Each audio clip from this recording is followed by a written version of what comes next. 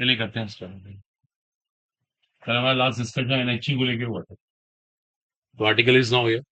तो आपको एनएचई का यूज करके दिखाता हूँ। Determination of electrode potential. आज आपको सिखाते हैं इलेक्ट्रोड पोटेंशियल कैसे निकाला जाता है। नोट कर लें sub article. Determination of electrode potential. बात नहीं करनी किसी की। आपको पोटेंशियल निकालना सीखा,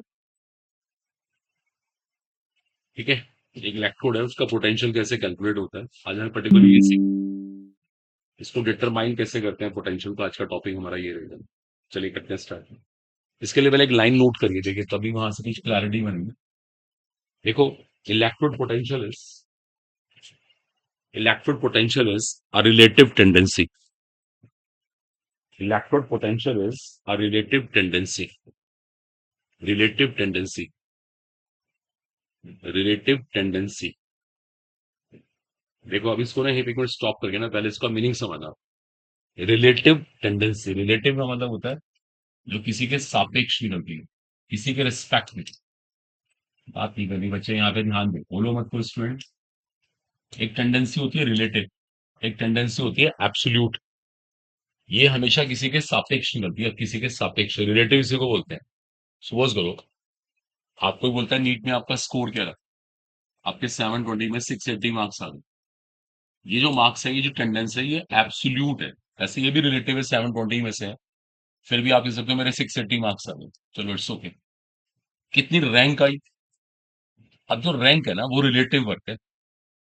रैंक रिलेटिव वर्क है। अब जैसे 720 में 680 मार्क्स कितने ज्यादा लगते हैं, वो बहुत अच्छे नंबर है। अब पेपर बहुत इजी आया हुआ था। हो सकता है पेपर इतना इजी आया, इतना इजी आया, जो टॉपर बच्चे थे ना, बहुत सारे बच्चों के फुल मार्क्स आ गए। ऐसा नीट में होता है, बहुत सारे बच्चों के, थाउजेंड से बच्चों के फुल मार्क्स आ गए। तो आपकी रैंक ना ऑटोमेटिकली कम चली जाएगी। क्योंकि रैंक निकालने में क्या होता है, हम टॉपर बच्चे से कंपैरिजन करते हैं। कौन पे ध्यान देना। जैसे मान लो किसी की नीट में 500 रैंक है। पता है 500 रैंक का मतलब क्या है? जो टॉपर बच्चा था ना, जो एक नंबर था, उसके रिस्पेक्ट में आप 500वें नंबर पे आते हो। उसके रिस्पेक्ट में आप 500 नंबर पे आते हो। तो आप कभी सोचना, जो रैंक वाला कॉन्सेप्ट है वो रिलेटिव कॉन्सेप्ट है, रैंक वाला कॉन्सेप्ट है। लेकिन जो मार्क्स लाना है वो टेंडेंसी एब्सोल्यूट में आता है, वो एक तरह से एब्सोल्यूट कह सकते हैं। है वो भी थोड़ा बहुत रिलेटिव ही। लेकिन रैंक तो प्योर रिलेटिव कॉन्सेप्ट है। तो इस बात का जरूर ध्यान रखना। ये टेंडेंसी रिलेटिव होती है। ये सेंटेंस आपसे कॉम्पिटिशन में पूछ सकता है, चाहे इसको एक्सटेंड भी कर लो। इट इज नॉट, एक लाइन लिख सकते हो, और it is not an absolute tendency. मैंने इसको उल्टा भी लिखवा दिया, कभी कंफ्यूजन ना हो। It is not an absolute tendency. Absolute, ये टेंडेंसी रिलेटिव होती है, रिलेटिव। अब मुझे ना एब्सोल्यूट टेंडेंसी, फिर एक लाइन मेंशन करो, सो it is calculated. So it is calculated with respect to, so it is calculated with respect to an another electron. So it is calculated with respect to an another electron. देखो, मैंने यहां से point create कर दिया। अगर इसको निकालना है ना, तो किसी और इलेक्ट्रोड के रिस्पेक्ट में निकालना पड़ेगा। So it is calculated with respect to an another electrode. अब वो अनदर इलेक्ट्रोड कौन था, हमने कल सीखा था, एनएचई और SHE. Clear? So it is calculated with respect to another electrode called reference electron. Called reference electron. Called reference electron. एक बार दोबारा सुन लो आप लोग। Electrode potential is a relative tendency. It's not an absolute tendency. So it is calculated with respect to another electrode called reference electron. Reference electron. चलो, अब मैं आपको reference electrode को use करके दिखाऊंगा। रस्सा पोटेंशियल पे करना, देखो। सपोज करो ये मेरे पास एक जिंक इलेक्ट्रोड है, जिंक। अब मुझसे किसी ने कह दिया इसका पोटेंशियल निकाल के दिखा दीजिए। देखो, मैं इसका पोटेंशियल कैसे निकालूं। अब अगर ये अकेला है तो मैं कुछ भी नहीं कर सकता। मुझे एक इलेक्ट्रोड और लेके आना पड़ेगा, जिसका नाम कल था एनएचई और एसएचई। इसको भी हम यहाँ कहेंगे रेफरेंस इलेक्ट्रोड। हम जिसके रिस्पेक्ट में निकालते हैं ना, उसको रेफरेंस इलेक्ट्रोड कहते हैं। कल इसका मैं डायग्राम आपको बता चुका हूँ। देखो मैंने इस टाइम क्या किया, जिंक इलेक्ट्रोड को NHC के साथ कनेक्ट कर दिया। कनेक्ट करने से क्या फायदा, पूरा एक सेल बन गया। नीचे मैंने वोल्ट मीटर लगा दिया, उस सेल ने इसकी वोल्टेज को नाप दिया, वोल्ट मीटर ने इसकी वोल्टेज को नाप दिया, इसके सेल पोटेंशियल को नाप दिया।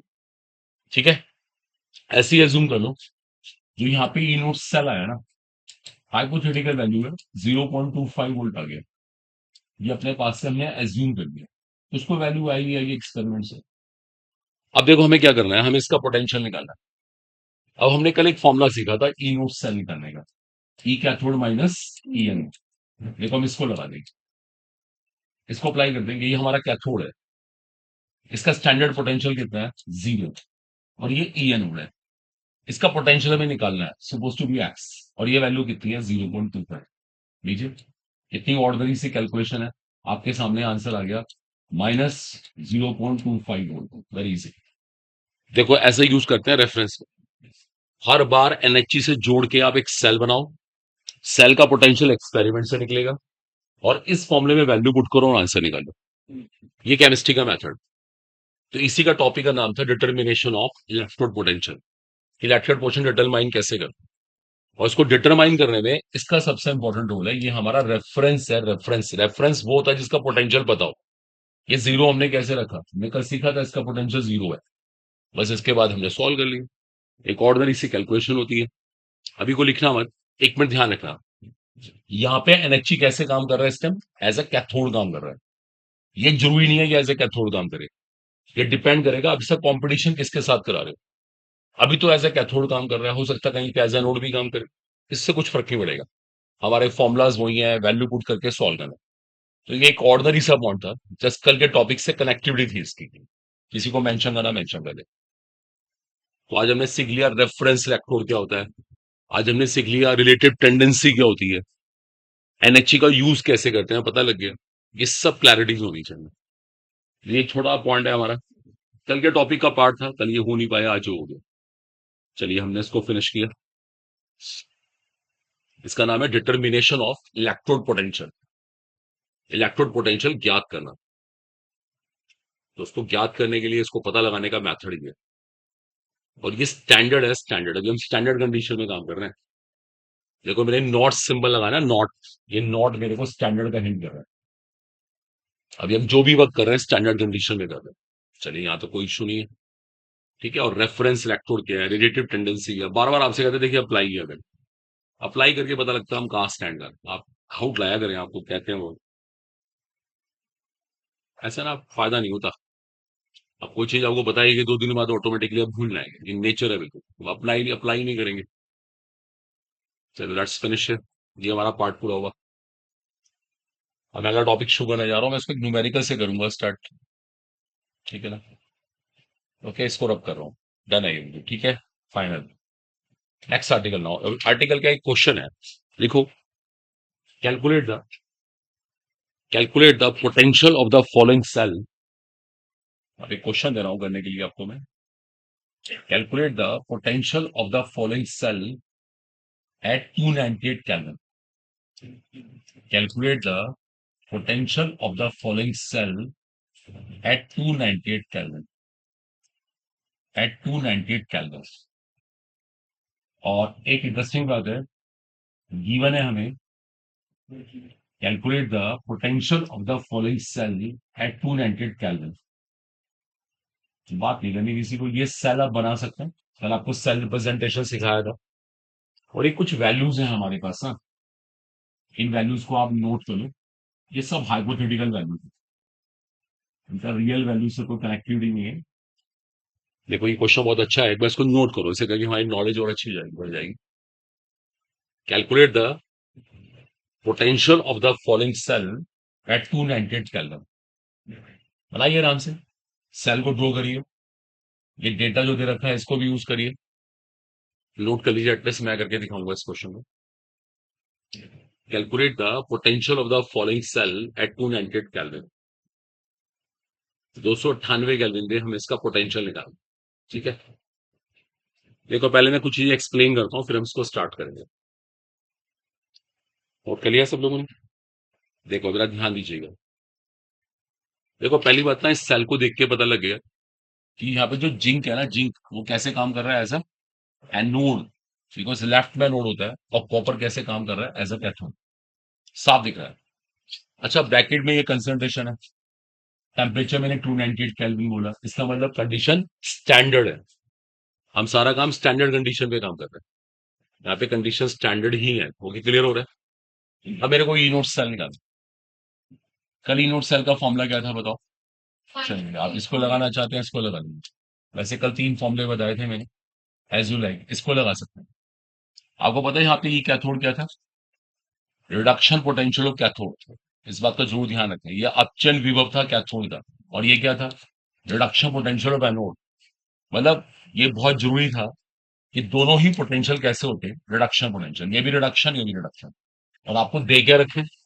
यस, देखो ध्यान से, इस क्वेश्चन के अंदर यही सबसे इंटरेस्टिंग बात है। देखो आप चेक करें, इसकी स्टेट 0 से +2 हो रही है, ऑक्सीडेशन हो रहा है, ये ऑक्सीडेशन पोटेंशियल। इसकी स्टेट 0 से +2 हो रहा है, ऑक्सीडेशन, तो ये ऑक्सीडेशन पोटेंशियल। सही मायने में क्या करना चाहिए, हम पहले इनके साइन चेंज कर देना चाहिए। साइन चेंज करते ही रिडक्शन पोटेंशियल मिलता है। आ रहा है सबको समझ? इतनी बात क्लियर हो गई? साइन चेंज करने के पीछे पर्पस है, हमें उल्टा करना है। हमारे पास है तो ऑक्सीडेशन पोटेंशियल, लेकिन हमारे फॉर्मूले को चाहिए रिडक्शन पोटेंशियल। देखो ये बहुत इंपॉर्टेंट स्टेप है, इस बात का जरूर ध्यान रखना है। ये भी ब्लाइंडली करते जा रहे हैं हम, ये कंपटीशन है, आपको तंग करने की, परेशान करने की पूरी कोशिश करी जाएगी। अब बताओ कैथोड कौन है यहाँ पर? कॉपर। कॉपर कैथोड है। कॉपर का रिडक्शन पोटेंशियल कितना है? 0.56। जिंक एनोड है, उसका रिडक्शन पोटेंशियल कितना है? -0.72। बोलो, इज इट क्लियर टू? ये बहुत जरूरी है। इसको सिंप्लीफाई कर लेते हैं, इसको सिंप्लीफाई कर लेते हैं, आंसर आना वेरी इजी। बोलो सेटिस्फाइड? ये कल के टॉपिक की एलिमेंट्री से एप्लीकेशन। चल, आपको ये पढ़ाया था, आप बुक पे से क्वेश्चन ढूंढते, आप लेके आते। चलो उसको नोट करो फटाफट। तो एक ऑर्डिनरी सा न्यूमेरिकल हमने सॉल्व किया है, और इस बात का जरूर ध्यान रखिएगा, अगर ये फॉर्मूला लगाना चाहते हैं तो दोनों ही कैसे पोटेंशियल होने चाहिए? Reduction potential. इसको आप देख के पहले चेक कर लें कहीं ऑक्सीडेशन पोटेंशियल तो नहीं दे रखे हैं, तो इस बात का जरूर ध्यान रखें। इसलिए मैंने ये क्वेश्चन कराया।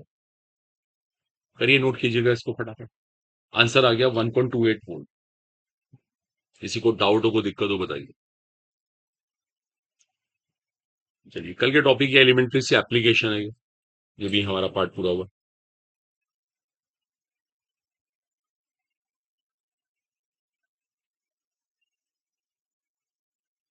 ठीक है स्टूडेंट्स, चलेगा, इतना कोई दिक्कत नहीं, सब नॉर्मल चीजें हैं। अभी तक ऐसा कोई चैप्टर बहुत टर्न नहीं हुआ है। इसके बाद आर्टिकल आर्टिकल आता है, बड़ा इंपॉर्टेंट आर्टिकल है वो, उसके बहुत क्वेश्चंस आते हैं। चलिए, क्लियर हो गया होपफुली। तो कैसे स्टैंडर्ड सेल पोटेंशियल निकालते हैं हमने सीख लिया, फॉर्मूला कल हमने सिखा दिया था, बस वैल्यू रख के सॉल्व करना है। और इस बात का ध्यान रखना, दोनों रिडक्शन पोटेंशियल होने जरूरी है, ठीक है? तो इसको रब कर रहा हूँ, that's final. Next important heading now is called determination of. देखो ये बड़ा इंपॉर्टेंट टॉपिक होगा, just determination of electrode potential और सेल पोटेंशियल, कुछ भी निकाल सकते हो। Electrode potential oblique cell potential in non standard conditions. देखो ध्यान देना, बात नहीं करनी है, इन नॉन स्टैंडर्ड कंडीशंस। देखो ये बहुत इंपॉर्टेंट पॉइंट है, इस बार हम काम करेंगे नॉन स्टैंडर्ड कंडीशंस पे। नॉन स्टैंडर्ड बात नहीं करनी स्टूडेंट्स, इस बार कंडीशन स्टैंडर्ड नहीं होगी, मानक, मतलब हमारी मानक वाली कंडीशन नहीं है, नॉन स्टैंडर्ड कंडीशन है। वो जरूरी नहीं है कि 298 केल्विन हो, जरूरी नहीं है कि 1 m कंसंट्रेशन हो, इस बार कंडीशन नॉन स्टैंडर्ड है। देखो इस बात को ध्यान से समझो। So, इसी का एक नाम और है, इसी को नस्ट इक्वेशन भी कहते हैं। इसी टॉपिक को बोलते हैं नस्ट इक्वेशन, हिंदी में कहते हैं नस्ट समीकरण। बड़ा इंपॉर्टेंट टॉपिक है। जाके देखो आप नीट में कॉन्टिन्यूस प्रॉब्लम है, यहाँ से हर साल प्रॉब्लम आती है नस्ट इक्वेशन। अब बात नहीं करनी किसी। देखो समझते हैं ये इक्वेशन क्या है, जरा थोड़ा बेस बनाते हैं। अब लिखना बंद करके यहाँ पे अटेंशन पे करो। देखो मैंने कभी आपको शायद इक्विलिब्रियम में, मे बी इन थर्मोडायनेमिक्स वगैरह, ये वाला एक्सप्रेशन क्लियर किया हुआ, होपफुल सिखाया था, मेरे को याद आ गया। स्पेशली इक्विलिब्रियम में इसके ऊपर लेक्चर हो। एक वेल नोन इक्वेशन है, delta G equals to delta G nought plus R T log Q. ये हमारी फ्री एनर्जी थी, ये स्टैंडर्ड फ्री एनर्जी थी, ये गैस कांस्टेंट, ये एब्सोल्यूट टेम्परेचर, लॉग बेस ई नेचुरल लॉग कहते हैं, उसे कहते हैं कॉन्स्टेंट। ये सब हुआ डिस्कस में। अब जरा ध्यान दीजिएगा, जब कभी आपने फिजिक्स में ना एक फॉर्मूला पढ़ा हुआ पोटेंशियल निकालने का, V equal to W by Q, पढ़ा कभी आपने? ये फिजिक्स का फॉर्मूला, कभी जाके फिजिक्स के आप नोट्स देखो, वहां पे फॉर्मूला मिलेगा। इससे क्या होता है, W is equal to Q भी एक फॉर्मूला बन जाता है, मतलब ये वर्क निकालने का फॉर्मूला होता है। ठीक है, इट्स ओके। देखो मैं ये अप्रोच यहाँ पे लगाने वाला हूं। जिसको फिजिक्स में V से रिप्रेजेंट करते हैं ना, हम उसको यहाँ पे E से रिप्रेजेंट करते हैं, कोई इशू नहीं। जिसको वो W से रिप्रेजेंट कर रहे हैं, हम डेल्टा G से रिप्रेजेंट करते हैं। और चार्ज को हम रिप्रेजेंट करते हैं NF से। NF कल का लेक्चर फेराडेज लॉस याद है आपको? ये फेराडेज कांस्टेंट था, ये number of moles of electrons, n यहाँ पे number of moles of electrons. अगर कल की केमिस्ट्री आपको याद हो ना, what was one Faraday charge of one mole of electrons, तो मैंने एन मोल से मल्टीप्लाई कर दिया, एन से मल्टीप्लाई करने से टोटल चार्ज आ गया। अगर आप क्रॉस मल्टीप्लाई करें, एक छोटी सी बात मैं और शेयर कर दूं, ये डेल्टा जी निगेटिव में होता है। अगर आप क्रॉस मल्टीप्लाई करें तो ये वाला जो एक्सप्रेशन है ना, वो माइनस एनएफपी से रिप्लेस हो सकता है। देख लो आराम से। देखो ये फॉर्मूला कहां से आ रहा है, मैं इसके ऊपर डिस्कशन नहीं कर रहा हूं, ये आप फिजिक्स के नोट्स देखो, मिल जाएगा। बस सिंबल चेंज किया हमने, सिंबल इसको ई से रिप्रेजेंट किया, इसको डेल्टा जी से रिप्रेजेंट किया, इसको एनएफ से रिप्रेजेंट किया। मीनिंग बिल्कुल सीधा है। अगर डब्ल्यू यहाँ पे वर्क है तो यहाँ फ्री एनर्जी भी वर्क है, क्यू यहाँ पे चार्ज है तो एनएफ भी चार्ज है। अगर ये पोटेंशियल है तो ये भी पोटेंशियल है। हाँ ये माइनस में होता है, कोई इशू नहीं है, क्रॉस मल्टीप्लाई करके हमने इसको माइनस एनएफ कर दिया। एग्जैक्टली यहाँ पे आएगा माइनस एनएफ नॉट करना पड़ेगा, इस बार कंडीशन स्टैंडर्ड है, प्लस आर टी लॉग की। बाकी पूरा का पूरा एक्सप्रेशन ऐसे ही, कोई दिक्कत नहीं। इसको सिंप्लीफाइड कर लेते हैं। देखो जो सिंप्लीफाइड करके हमारे पास एक्सप्रेशन आता है ना, देखो फैक्ट पता क्या, ये होती है नस्ट इक्वेशन। ये होती है नस्ट इक्वेशन, रिमेंबर इसी को बोलते हैं नस्ट समीकरण। That's very very important. E equal to E nought minus R T by n F log Q, इसको नस्ट इक्वेशन बोलते हैं। रिमेंबर नस्ट इक्वेशन ये होती है। अब देखो आपको यही याद होनी चाहिए एक्चुअल में। अब होता पता क्या है, इस इक्वेशन की प्रॉब्लम क्या है, इसमें एफ कांस्टेंट है, फेराडेस कांस्टेंट, आर कांस्टेंट है, गैस कांस्टेंट। इसका बेस 10 बनाते हैं तो मल्टीप्लाई करना पड़ता है 2.303, वो भी कांस्टेंट है। हम सारा काम रूम टेम्परेचर पे कर रहे होते हैं, वो भी कांस्टेंट है। देखो सुनो, आप 298 केल्विन पे काम कर रहे हो, आप देखना कभी भी एनसीईआरटी के जितने क्वेश्चन है सब में 298 लिखा हुआ है। हाँ कंपटीशन में ध्यान से करना पड़ता है, टेस्ट सीरीज में ध्यान से करना पड़ता है। 298 केल्विन लिखा हो तो हम क्या करते हैं, ये भी वैल्यू पुट कर रहे हैं, ये भी वैल्यू पुट कर रहे हैं, ये भी वैल्यू पुट कर रहे हैं, बेस 10 की वैल्यू पुट कर रहे हैं। जब बेस 10 बनाएंगे तो हमारे पास एक सिंप्लीफाइड फॉर्म आती है, वो ये बन जाती है। देखो बच्चों, इसे कहते हैं नस्ट इक्वेशन। आपने कभी क्लास 12 में न्यूमेरिकल्स में इसको यूज किया हो। अब आप सबको ये बिल्कुल टिप्स तो होनी चाहिए, और क्लियर कर लो किसका क्या मीनिंग है। E not, no doubt, standard electrode potential है और cell potential. Standard electrode potential है और यू में से स्टैंडर्ड सेल पोटेंशियल, ये स्टैंडर्ड वाला है। और जो ये ई है ना, ई, ये नॉन स्टैंडर्ड वाला है, नॉन स्टैंडर्ड, जिसको हमें निकालना है एक्चुअली। नॉन स्टैंडर्ड पोटेंशियल है। एन सबको पता है, number of moles of electrons है, एन यहाँ पे number of moles of electrons है। और क्यू क्या होता है, उससे कॉशियंट कहते हैं, कॉशियंट, जिसको प्रोडक्ट अपॉन रिएक्टेंट से निकालते थे, हमने इक्विलिब्रियम में पढ़ लिया। Well on. अब आगे देखो जितने भी न्यूमेरिकल है सारे हमें इससे करने, ये बिल्कुल सब बच्चों को टिप्स में होना चाहिए। और एक बात तो सुन लेना, जो रियलिटी है ना, नस्ट इक्वेशन एक्चुअल में ये है, असली में नस्ट इक्वेशन ये है। फैक्ट तो यही है, वो अलग बात है इसको मॉडिफाइड किया, इसको मोल्ड किया, 298 केल्विन पे काम करके ऐसे बना लिया। अब सब बच्चों को बिल्कुल टिप्स पे ही हो, इसको नोट करोगे। आपने कभी 12th में भी किया होगा, मैंने आपको बार बार बोला है, जहां छुरी ना बढ़वा के ना प्रॉब्लम्स लेकर आइए, देखो अपने आप सिलेक्शन होगा हमारा।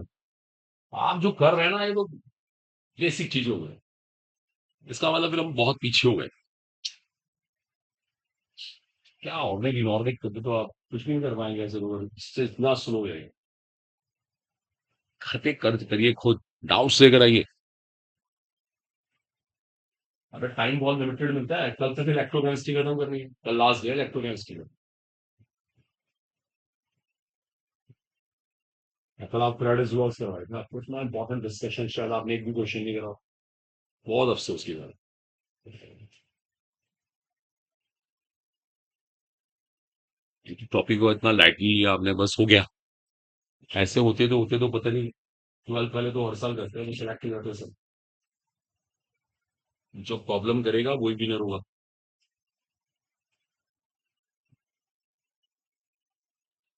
मैं 11th 12th का सिलेबस भी अच्छे से कर लेना, आप एनसीईआरटी भी कर लिए तब भी सिलेक्शन हो जाए। लेकिन करने का मतलब ये नहीं है ये नोट्स पे लिख लिया और ये कर लिया, इसको थोड़ा करना बोलते हैं। प्रॉब्लम्स करने का है। हाँ, तो बस एक चैप्टर ये रह गया हमारा, कल ही कंप्लीट हो जाएगा, एक काइनेटिक्स रह गया बस। इसके बाद आपकी फिजिकल तो एंड हो गई।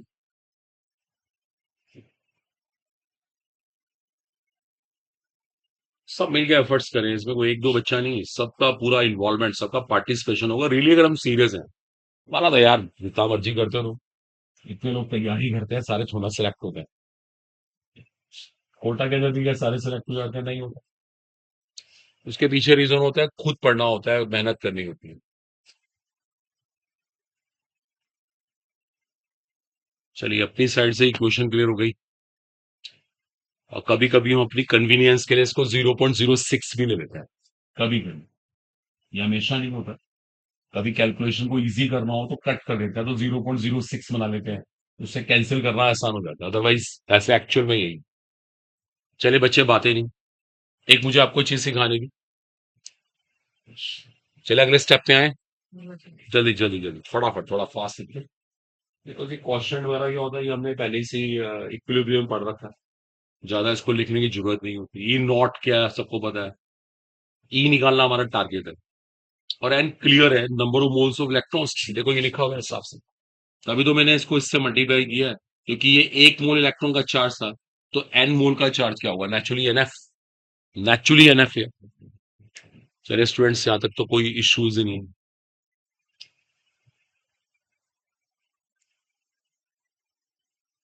ठीक है बच्चों, तो उसमें कोई डाउट नहीं होना चाहिए। That must B clear. अब कर रहे हैं इसको, ठीक है डन है। ओके। एक फॉर्मूला मैंने आपको और बता दिया, अभी बता चुका हूं मैं, उसको भी हेडिंग की फॉर्म में लिखवा रहा हूँ, नोट कर लो। Free energy and cell potential. Free energy and cell potential. Metro charge में भी फॉर्मूला ये बता के आ चुकी। ये जो लिखवाया था मैंने, delta G equals to minus N F P. देखो ये फ्री एनर्जी और सेल पोटेंशियल का रिलेशनशिप है। अगर स्टैंडर्ड कंडीशन होगी तो डेल्टा जी नॉट लगाना पड़ता है। वहां डेल्टा जी नॉट आ जाता है, डेल्टा जी नॉट। ये लिखे, बोलिए मत। ये हमारी नॉन स्टैंडर्ड कंडीशन है, स्टैंडर्ड कंडीशन सबका मतलब वही है, एन वही है, एफ वही है, सब मालूम है। तो उसको अच्छे से कर लीजिएगा। ठीक है, ये भी एक ऑर्डिनरी सा फॉर्मूला तैयार हो गया, 12th में बहुत बार किया हुआ आपने। और एक और बड़ा सिंपल सा एक्सप्रेशन बना लेते हैं। इसको बोलते हैं cell potential and equilibrium constant. Cell potential and equilibrium constant. देखो हम इसमें इक्विलिब्रियम को इन्वॉल्व कर लेते हैं। इसमें हम इक्विलिब्रियम को भी इन्वॉल्व कर लेते हैं। चलिए देखिए, एक मिनट रुक जाइए, फिर आप आराम से नोट करिएगा, प्लीज जरा ध्यान दो। देखो, एक छोटे देर बाद मैं आपसे पूछूंगा, देखो बताना, सब एफर्ट्स करना। देखो जैसे हम कल परसों से सेल्स का बहुत डिस्कशन कर रहे हैं। अभी कॉपी मत करना, ये एक सेल है। कौन सा भी सेल ले लेते हैं, नो इशू। हम सेल को प्रैक्टिकल लाइफ में क्यों यूज करते हैं पता है आपको? हमें सेल से क्या मिलती है, एनर्जी, है ना। सेल से पोटेंशियल मिलता है। ये अगर सेल नहीं हुआ तो ये मोबाइल भी वर्क नहीं करेगा, है ना। बाइक स्टार्ट नहीं होगी, कार स्टार्ट नहीं होगी। तो हर एक पता है आपको, सेल है, बैटरी है, आपको पता है। अगर आप ध्यान देना प्लीज, इस सेल से हमें एक एनर्जी मिल रही है। सब सुनो। आप बताओ, एक सेल से एनर्जी कब तक मिल सकती है? करेक्ट, राइट, जब तक इक्विलिब्रियम ना आए, साम्यावस्था ना आए। देखो बात को सुनना। इलेक्ट्रॉन इधर जा रहे हैं नोड से कैथोड। अगर ऐसा हो जाए कि इलेक्ट्रॉन इधर भी जा सकते हैं और उतनी स्पीड से इधर भी आ सकते हैं, इसका मतलब दोनों साइड का पोटेंशियल क्या हो गया, सेम। तो पोटेंशियल डिफरेंस जीरो बन जाएगा। देखो जरा समझने की कोशिश करना, जो हम ये सेल से पोटेंशियल ले रहे हैं, ये पोटेंशियल डिफरेंस ही तो है। अगर आप ध्यान से देखेंगे, डिफरेंस ही तो हम ले रहे हैं। अब दोनों साइड के पोटेंशियल हो गए बराबर, तो डिफरेंस हो गया जीरो, तो सेल काम करना बंद कर देगा, उस टाइम ई सेल जीरो बन जाएगा। और एक सबसे मेन बात पता है क्या है, क्यू इज इक्वल टू के हो जाएगा। क्यू इज इक्वल टू के, दैट्स वेरी इंटरेस्टिंग। ये जो भी आप थोड़ी देर पहले नस्ट इक्वेशन पढ़ के आए थे ना, आपने ये फॉर्मूला अभी स्टडी किया है, आपके नोट्स में लिखा हुआ है। अगर इक्विलिब्रियम मेंटेन हो गया, तो मुझे सोचने की जरूरत नहीं है, मैं इसको जीरो रख दूंगा। और नो डाउट, जो ये क्यू है ना, इसे किससे रिप्लेस कर दूंगा, के से रिप्लेस कर दूंगा, अगर उन्होंने इक्विलिब्रियम वर्ड बोल दिया। क्योंकि इक्विलिब्रियम का मतलब यही है कि दोनों साइड का पोटेंशियल बराबर है, इलेक्ट्रॉन दोनों साइड जाने के लिए इक्वली फ्री है, तो नेट वैल्यू क्या बन जाएगी, जीरो। देखो बात नहीं करनी, देखो ये हमारे पास एक फॉर्मूला है, अल्टीमेट फॉर्मूला, इसका भी बहुत यूज होता है, इससे इक्विलिब्रियम कांस्टेंट बनता है। नोट कर लीजिए, इसको भी कॉपी कर लें आप। तो ये भी एक ऑर्डिनरी सा हमारा पार्ट कंप्लीट हुआ। इसको बोलते हैं cell potential and equilibrium constant. आप कैसे इक्विलिब्रियम कांस्टेंट निकालेंगे, ये हमने सीख लिया।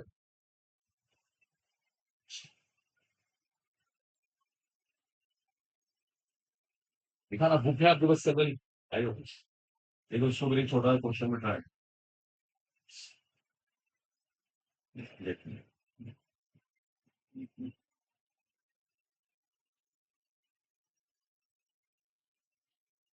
थोड़ा ही कॉलम पे ट्राई कर देते हैं, इसके ऊपर ना कोई लेटेस्ट क्वेश्चन आया हुआ होगा। बहुत सारी कॉलम्स है, क्योंकि एक क्वेश्चन है डी 2022 में आया है, इसको पूरा सॉल्व भी करेंगे, अच्छे से इसका आंसर निकालेंगे। चलिए हो गया। सब 12th क्लास, कुछ भी स्पेशल नहीं पढ़ा रहे होते हैं, आपको लग रहा होता है पता नहीं क्या कर दिए। सब एनसीईआरटीज हैं आपके नोट्स पर, सब लिखा हुआ है। प्रॉब्लम करने में ज्यादा फोकस करिए, थ्योरी पे इतना ध्यान मत दीजिए। अच्छा, एक क्वेश्चन लिखिए, find the find the EMF, find the EMF, इसको बोलते हैं ना इलेक्ट्रोमोटिव फोर्स, हिंदी में कहते हैं विद्युत वाहक बल।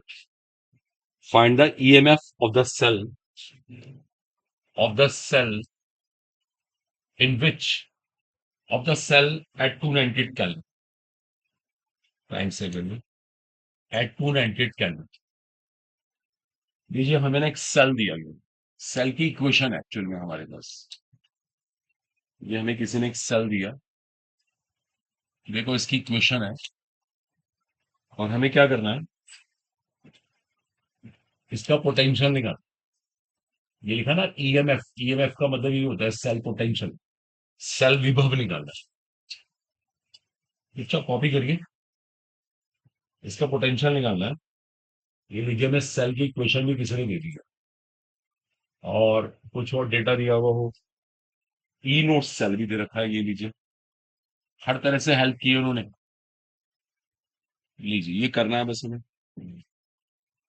ठीक है ना, 290 केल्विन पे काम कर। तो ये और कुछ और खास नहीं है, ऑप्शन हमारे पास ये है, अच्छी बात नहीं। इससे अच्छा क्वेश्चन देखो एनसीईआरटी में गिवन, ये तो बहुत ही एलिमेंट्री सा क्वेश्चन दिया हूँ। चलो कोई बात नहीं, करते हैं इसको भी ट्राई करते हैं। आप ना पहले एक चीज बताइए, इसको देख के बताइए, कंडीशन स्टैंडर्ड है नॉन स्टैंडर्ड है। नॉन स्टैंडर्ड, बिकॉज ब्रैकेट में लिखा हुआ है ना, ये स्टैंडर्ड कंडीशन है ही। मुझे क्या अप्लाई करना चाहिए, नेस्ट इक्वेशन। क्या होती है Nernst equation, E is equal to E nought minus 0.059 upon n log P, इसको बोलते हैं ना हम लोग नेस्ट इक्वेशन। अब देखिए इसमें एन निकालेंगे, कैसे निकालेंगे, निकल से निकल आयन बन रहा है, इसका मतलब 2 इलेक्ट्रॉन का लॉस है, और सिल्वर आयन से सिल्वर बन रहा है, 1 इलेक्ट्रॉन का गेन हुआ है, लेकिन इसको भी 2 से मल्टीप्लाई करिएगा, क्योंकि इलेक्ट्रॉन से इलेक्ट्रॉन कट जाएंगे, और आपकी नेट इक्वेशन ये हो जाए। देखो आपकी नेट इक्वेशन ये है, समझ पा रहे हैं आप, ये आपकी नेट इक्वेशन है, बड़ी कॉमन सी बात है, कोई दिक्कत नहीं। अब सुनिए, जरा ध्यान दीजिए, देखो मैं सारी वैल्यू पुट करूंगा, एक तो ई नॉट मुझे दे रखा है 1.05, 7 रुपया में। बताओ इसमें कितने इलेक्ट्रॉन इन्वॉल्व है? देखो दो। अगर ध्यान से देखें, दो का लॉस हुआ, वही दो का गेन हो गया, दो माना जाएगा। और क्यू कितना है? क्यू कहां से निकालेंगे? इसकी कंसेंट्रेशन, हाँ, इसकी कंसेंट्रेशन इनटू सिल्वर की कंसेंट्रेशन का स्क्वायर होगा, आपको निकल concentration into silver ion concentration का भी स्क्वायर होगा। बताओ क्लियर हो? अब आप अगर सारी वैल्यू रख के देखें ना, देखो आपको एक बड़ी इंपॉर्टेंट बात मिलेगी। बताओ निकल आयन कंसेंट्रेशन कितनी है, देख के बताओ। ये रहा 0.001, 10⁻³ भी कह सकते हैं जुलाई। सिल्वर कंसेंट्रेशन कितनी है? तो 1 है। प्योर सॉलिड है ना, कांस्टेंट होता है, हटा भी देते हैं। और सिल्वर आयन कंसेंट्रेशन का स्क्वायर कितना है? ये हमें स्क्वायर करना पड़ता है। बताओ क्लियर हुआ है? कितना ऑर्डनरी है। अब इसको सॉल्व भी करना है। कैसे सॉल्व करें? ये 10⁻³ है, ये 10⁻6 है, इसको ऊपर ले गए, कितना हो गया? 10⁻3 बन गया। अब log 10⁻3, इसकी वैल्यू क्या होती है? d log 10 1 होता है 3 के। देखो कितनी ऑर्डनरी सी बात है, कोई ये बात हमें सोचनी है ना, सब प्रैक्टिस करके आता है। देखो प्रॉब्लम करिए, देखो इसकी वैल्यू 3 है, इस पूरे की वैल्यू 3। बात मत करिए बच्चे, आपने यहाँ 3 रख दी। लीजिए अब इसको सॉल्व भी कैसे करेंगे? मैंने कहा था ना, इसको 0.06 मान लिया। कभी कभी होता है, टाइम सेव करने के लिए इसको 0.03 कर दिया, 3 से मल्टीप्लाई कर दिया, 0.09 आ गया। तो 1.05 माइनस 0.09 हो जाएगा होपफुल। कुछ भी नहीं, 15 - 9 6, ये 4 आ गया, सॉरी 9 आ गया। आगे क्या आएगा? 0.96। ऐसा कोई ऑप्शन देखो, ये आंसर देखिए। 2022 में प्रॉब्लम है, और ऐसे एक नहीं, पता नहीं कितने सारे क्वेश्चन है, इन्हें करके देख लीजिए। एनसीईआरटी भी कर लेंगे ना, तब भी आपका काम चल जाता है। वो कॉपी करना चाहता है जल्दी से कर लेता भाई, सिंपल है। आप लेकर आइए इस तरह की प्रॉब्लम्स, ये आपकी रिस्पॉन्सिबिलिटी है। बस शॉर्ट में लिखिएगा, फालतू चीजें मत लिखिएगा। बात नहीं करनी है। चलो उम्मीद है सबको आता है ना, मतलब पढ़िए, देखिए मेहनत करिए घर में, ज्यादा लिखना लिखना ना, ओके ना। क्वेश्चन करने पे ज्यादा फोकस करिए तो सिलेक्शन हो जाएगा।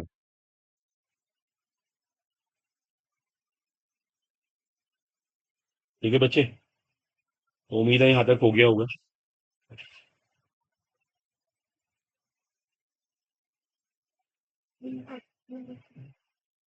नहीं मत बोलिए, मत काम कीजिए अभी।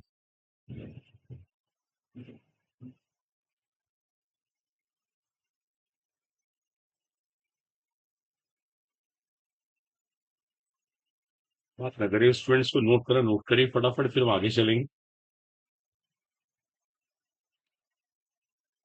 ये आप सब भी बॉयज काम किया करें, देखिए पढ़ा होते, ऐसे तो फिर कोई फायदा नहीं होता ना। ऐसे 12th वाले बच्चे भी नहीं पढ़ते जैसे आप लोग पढ़ रहे हैं। वो भी डेली अपना कुछ ना कुछ वर्क करके लाते हैं।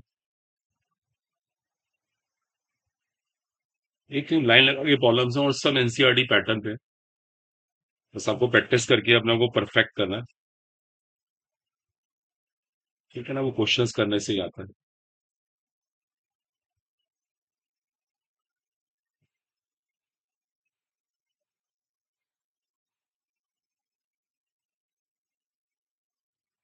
ठीक है स्टूडेंट्स, क्लियर है उम्मीद है? हो जाएगा ना? देखो अब एक बहुत अच्छा क्वेश्चन मैं दे रहा हूँ, एक अल्टीमेट प्रॉब्लम है, ये भी कभी एक बार नीट में आई थी और चैलेंज थी अपने आप में। बहुत सारे बच्चे इसको अभी भी नहीं कर पाते, प्रॉब्लम्स आती है। ये लीजिए मैं आपसे करवाता हूँ। देखो एक क्वेश्चन है, ये हमारे पास एक रिएक्शन है, रेडॉक्स रिएक्शन है, इसको आप सेल रिएक्शन भी कह सकते हैं। इसका डेल्टा जी हमारे पास है -827 किलो जूल पर मोल। इसको ध्यान दीजिएगा, किलो जूल पर मोल। और आपको ना ईएमएफ निकालना है, ई निकालना है। और फेराडेस कांस्टेंट की वैल्यू है 965004।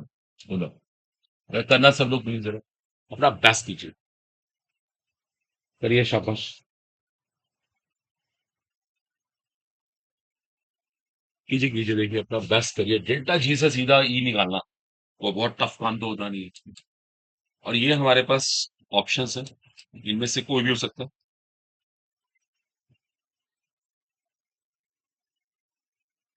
बातें नहीं, स्टूडेंट्स काम करो फटाफट, करो जो भी सो करना है अपने आप करें।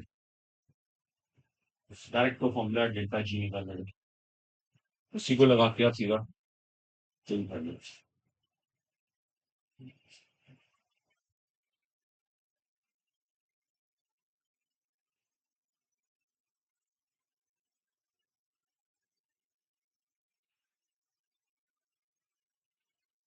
Delta G equal to minus N F T apply करो। Delta G is equal to minus N F T apply करिए, आपने पहले ही बता रहा हूँ मैं, फॉर्मूला भी अपने पास से ले लूँ, मेरे को सिंपल ही चाहिए बस। यार आपने हमें एन और एफ पता लगा लिया, एफ तो भी रखना है, एन ही है बस पता लगाना। ये कॉलम एकदम चलो सब लोग कुछ एन की वैल्यू कुछ करनी है, तू सोचा इस क्वेश्चन के साथ होगा नहीं, सीधे बातें नहीं, अपने आप काम करो।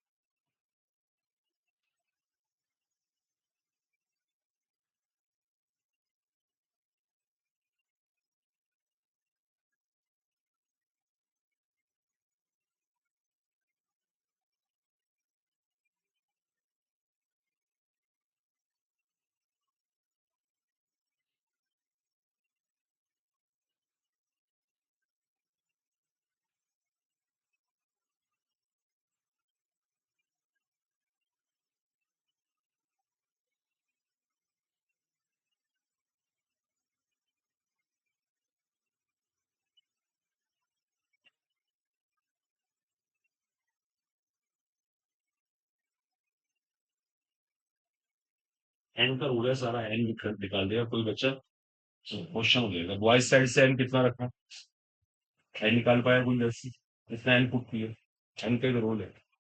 गर्ल्स में से कोई एन निकाल पाया, आप में से प्राची एन निकाल पाई, एन आपने सिक्स निकाला, इधर एन कितना रखा आपने, सिक्स नहीं एन, इस क्वेश्चन की यही पॉइंट। अगर आपने एन सिक्स निकाला तो ऑप्शन मिल गया, दोबारा सोचो, अब हम सोच के मैसेज से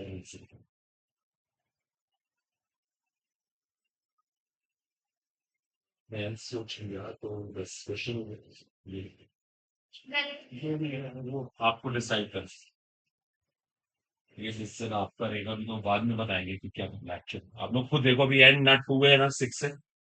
अब ज्यादा ना लिखना लिखना करके ना ये कई लोग को नोट ही करे जा रहे हैं, पता नहीं क्या कर रहे हैं, टाइम वेस्ट। एन निकालना सोचो ना, कॉन्फिडेंस से फेस किया करो, ये नहीं आप जानबूझ के लिखने में टाइम वेस्ट करो। ना एन सिक्स है ना एन टू है, यहाँ पे कितने इलेक्ट्रोड्स का पार्टिसिपेशन देखो, ये मेडिकल में क्वेश्चन आया था, बहुत अच्छा क्वेश्चन था जब आया था पहले एग्जाम एआई पे, इसलिए कहते हैं पीवाई क्यूज भी कर लो। अगर किसी को कम से कम पढ़ना हो ना कि मुझे कम से कम मेहनत करनी है, तो पीवाई क्यूज कर लो। जितने भी प्रीवियस ईयर क्वेश्चन देखो, ये बुक कितनी अच्छी है, जैसे पीवाई क्यूज ही तो है, आपका मन करता है ऐसे कर लो। लेकिन पूरा करो, ये नहीं होता कि बस आज मन किया बुक ले लिया उसके बाद छोड़ दिया। एक एक चैप्टर इसका ढंग से करके जाना है, दो तीन बार इसका रिवीजन करो, फिर देखो आपका सिलेक्शन होगा। फायदे नहीं है। इधर कोई निकाल पाया तो बताए जल्दी से बॉयस, टू फाइव सिक्स सारे ऑप्शन हो रहे हैं, गेट भी रॉन्ग है।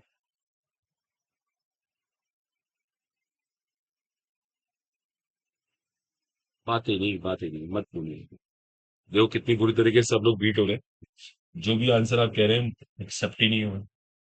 चलो मैं बताता हूँ, आप देख लीजिए यहाँ पे एन कैसे निकलेगा। यहाँ पे एल्यूमिनियम जीरो स्टेट में, यहाँ पे प्लस थ्री स्टेट में, ये तो हुआ है। जीरो से प्लस थ्री का मतलब तीन इलेक्ट्रॉन का लॉस हुआ, लेकिन अब सुन लो, ओवरऑल थ्री का नहीं हुआ, क्योंकि थ्री का लॉस तो एक एल्यूमिनियम ने किया। यहाँ पे कितने एल्यूमिनियम थे, तो पहली बात तो फोर बाई थ्री को थ्री से मल्टीप्लाई करते पता लग जाता, इसका मतलब फोर। यहाँ पे एन की वैल्यू फोर है, चार इलेक्ट्रॉन का लॉस हुआ, देखो आराम से चेक कर लो, अभी जल्दी मत करो। जीरो से प्लस थ्री होने का मतलब तीन का लॉस, तीन का पार्टिसिपेशन, लेकिन एक के लिए, यहाँ फोर बाई थ्री, तो 4/3 के लिए इंटू 3 करना पड़ेगा, नेचुरली 4 आ गया। एन की वैल्यू 4 है। और एक अभी और ट्रिक भी है, ऑक्सीजन 0 से -2 है। सीधी सी बात, एक एटम 2 इलेक्ट्रॉन गेन कर रहा है तो 2 एटम कितने करेंगे? 4 ही तो करेंगे। आप ऐसे भी निकाल सकते थे। तो एन की वैल्यू 100% 4 है। बताओ, क्लियर है? ये क्वेश्चन रिपीट हो सकता है, इतनी बढ़िया प्रॉब्लम है ये। वो इसके ऊपर और नहीं क्वेश्चन बना देंगे, ऐसी इक्वेशन और दे देंगे। मैं देखता हूँ अभी और बताता हूँ मिलता है अगर तुम्हें। लेकिन क्या होता है, ऐसे क्वेश्चन रिपीट हो सकते हैं, इतनी बढ़िया प्रॉब्लम थी ये अपने टाइम। अब एक और, अभी तो एक प्रॉब्लम हो रहेगी। लेसन, ये किलो जूल में है, इसको जूल बनाएंगे आप। फिर डेल्टा जी को टू -NF ही रखेंगे। देखो सुन लो, अब सॉल्व करना। अब अलाउड है सॉल्व करना। अब तो आराम से कर सकता है कोई भी। माइनस से माइनस कैंसिल कर दो, इधर ला के देख लो। ये कैलकुलेशन भी है। अगर इन बातों से मत डरा करेंगे, हम बायो स्टूडेंट है, हम तो कर नहीं पाएंगे, फिर सिलेक्शन किस बात का है? ये भूल जाइए, फिर तो कोई उम्मीद ही नहीं है ना। कैलकुलेशन करो, जितना हो सकता है। इसको 5 से कट कर दिया, इसको ये भी 5 2 हो गया। हो सकता है देख लिया करो, जैसे ये 4 से कैंसिल हो जाएगा, अप्रॉक्स 20206 आ जाएगा, है ना। उसको 2 से मल्टीप्लाई किया, डिवाइड किया, सब करना होगा। ये पेन लेने पड़ते हैं। मेन इस क्वेश्चन में ये चीज थी। क्वेश्चन पूरा इसके ऊपर डिपेंड। कॉपी करना कर लो, घर जाके सोचो दोबारा से, कहीं क्यों गलती हुई, क्यों मिस्टेक हुई, जाके सोचना है। थोड़ा सा ना PYQs में क्या होता है, एक एक प्रॉब्लम मिलती है। बुक से करने का फायदा है, नंबर ऑफ क्वेश्चन ज्यादा मिल जाते हैं। बट क्वेश्चन करना बहुत जरूरी होता है। बट ये देखिए, आप लोग मेहनत नहीं करते। हमारी इस क्लास का सबसे बड़ा ड्रॉबैक यही है, एक तो बच्चों में चलो कंसंट्रेशन नहीं है, कोई आया नहीं आया, ये तो एक इशू है ही। लेकिन अभी भी प्रॉब्लम है, हम प्रैक्टिस नहीं कर रहे। और टाइम निकल जाएगा, ध्यान रखना, सबसे मेन वैल्यू टाइम की होती है। टाइम निकल गया तो आप कुछ भी नहीं कर सकते, जितनी मर्जी मेहनत कर लीजिए। देखो, एक ऐसा क्वेश्चन हो रहा है, 2019 में है, बिल्कुल ऐसी प्रॉब्लम। ये थोड़ा सा आसान है, लो इसे करने की कोशिश करो। ऐसे ही करिए, ऑरल मत लिखिए, मत नोट करिए इस प्रॉब्लम को। ये भी इस तरह से ही है। इसके अंदर मेरे को फिर वही डेल्टा जी निकालना है, उल्टा क्वेश्चन है। लेकिन इसके अंदर भी रूल सारा एन का रहेगा। देखो, मुझे कोई क्या कह रहा है, इस इक्वेशन को देखे, ई नोट सेल इतना है। पीछे गर्ल्स लगातार बोले यार, ई नोट सेल ये है, और डेल्टा जी नॉट निकालता है। ये लीजिए, ऐसे लाइक। मैं फिर फॉर्मूला देखो अपने पास से ही दे देता हूँ, ये लो, इतना काम तो मैं ही कर देता हूँ। लेकिन एन कितना होगा आपको सोचना होगा, आपको करना करके देखो। एन कितना होगा, इसमें एन का रूल है सर। 2 होगा एन, हो सकता है 2। बाकी बॉयज गर्ल्स सब सोचें। मैंने बोला ना, एक बंदे की रिस्पॉन्सिबिलिटी नहीं है, सबका पार्टिसिपेशन चाहिए। बॉयज साइड से कुछ कहना चाहते हूँ? चलो, बॉय को एक्सप्लेन करे वाई इज एन 2। तो कहना चाहता है कि एन 2 क्यों है। हम्म, किसी बॉयज को नहीं पता कि एन 2 क्यों है। देखो, एन 2 ही है, बस सही बात है, क्योंकि फेरिक से फेरस कैसे बना? एक इलेक्ट्रॉन लेके बना। और बात ना करिए, ये आई निगेटिव से I2 कैसे बना? ये इलेक्ट्रॉन को लूज करके बना, निकाल के बना। देखो, अगर आप बैलेंस बैलेंस करेंगे तो आपको पता है, ये इक्वेशन इस तरह से बैलेंस हो, इस तरह से बैलेंस होगी। देखो, तभी तो ऊपर की इक्वेशन आएगी, वरना आएगी नहीं। 100% टू है, जिसने बोला सही बोला, एंड टू। ये सिंपल क्वेश्चन है। अब लग क्या ना, देखो, कभी कैसा क्वेश्चन हो गया, कभी कैसा। अब इसको सॉल्व कर लीजिएगा। जैसे किलो जूल बनाना हो, डिवाइड 1000 से कर देना। ये सब आपके ऊपर डिपेंड करता है। देखो, आपकी मेहनत सब कराती है, आपकी मेहनत का एक रोल है सर। ठीक है, तो ये सब लेकर आओ, NCERT कर लो, बहुत होती है, लेकिन अच्छे से। देखो, एक और चैलेंज आपके लिए, ये 2016 में आया। आपको पता है 2016 में नीट एग्जाम 2 बार हुआ था। ऐसा भी हुआ, एक बार पेपर पहले आउट हुआ तो 2 बार एग्जाम कराया हुआ है। लेकिन उस समय पेपर ना चैलेंजिंग आया। देखो, 2016 की फर्स्ट फेज में आया था ये, जो पहला एग्जाम था। बिल्कुल है NCERT, बट अल्टीमेट क्वेश्चन है, जो उसको नोट कर सकते हैं as you like.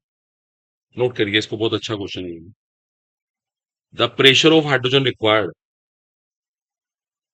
the pressure of hydrogen required to make the potential of hydrogen electrode, the pressure of hydrogen required to make the potential of hydrogen electrode zero, to make the potential of hydrogen electrode zero in pure water at 298 Kelvin. The pressure of hydrogen required, बातें नहीं करनी, pressure निकालना है hydrogen का, to make the potential of hydrogen electrode zero in pure water at 298 Kelvin. ठीक है, बात नहीं करनी है, क्वेश्चन तो क्लियर कर दिया मैंने। ये हमारे पास प्रेशर, क्वेश्चन को पढ़ के ना सोचना शुरू कर दो क्या करना चाहिए मेरे को, अननेसेसरली यहां से कॉपी करके टाइम नहीं खराब करना। अगर आप मन से करना चाहते हैं तो शुरू करिए, वरना तो फिर आराम से बैठिए। ये ऑप्शन है, छोड़ो ऑप्शन को एक तरफ कर दो, क्वेश्चन को सोचना शुरू करो, करना क्या है मेरे को। ये सब कुछ क्या कैलकुलेट करना है, किसके लिए वर्क कर रहा हूँ, ऐसे ना बिगिनिंग करनी, स्टार्ट।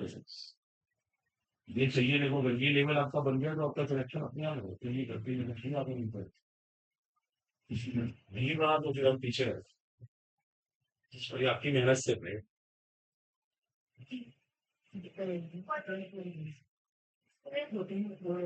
आपको जो भी आंसर निकालना है, इन चारों में से कोई तो ऑप्शन मैच करेगा ना, बता दीजिए सुबह, तो आपको डिसाइड करेंगे,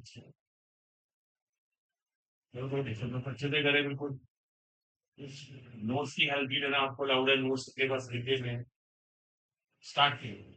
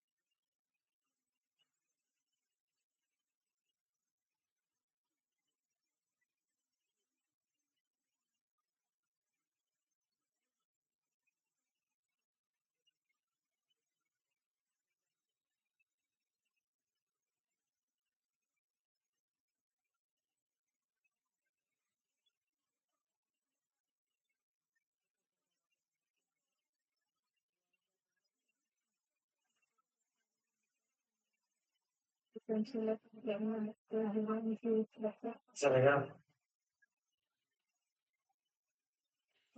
सब एनसीईआरटी है कि? चलो मैं करके दिखाता हूँ। ये बताओ इसमें कौन सा इलेक्ट्रोड पार्टिसिपेट कर रहा है, हाइड्रोजन। पढ़ के देखो, हाइड्रोजन इलेक्ट्रोड का क्वेश्चन है, वो ये कह रहे हैं, देखो पहले सुनो लैंग्वेज क्या है।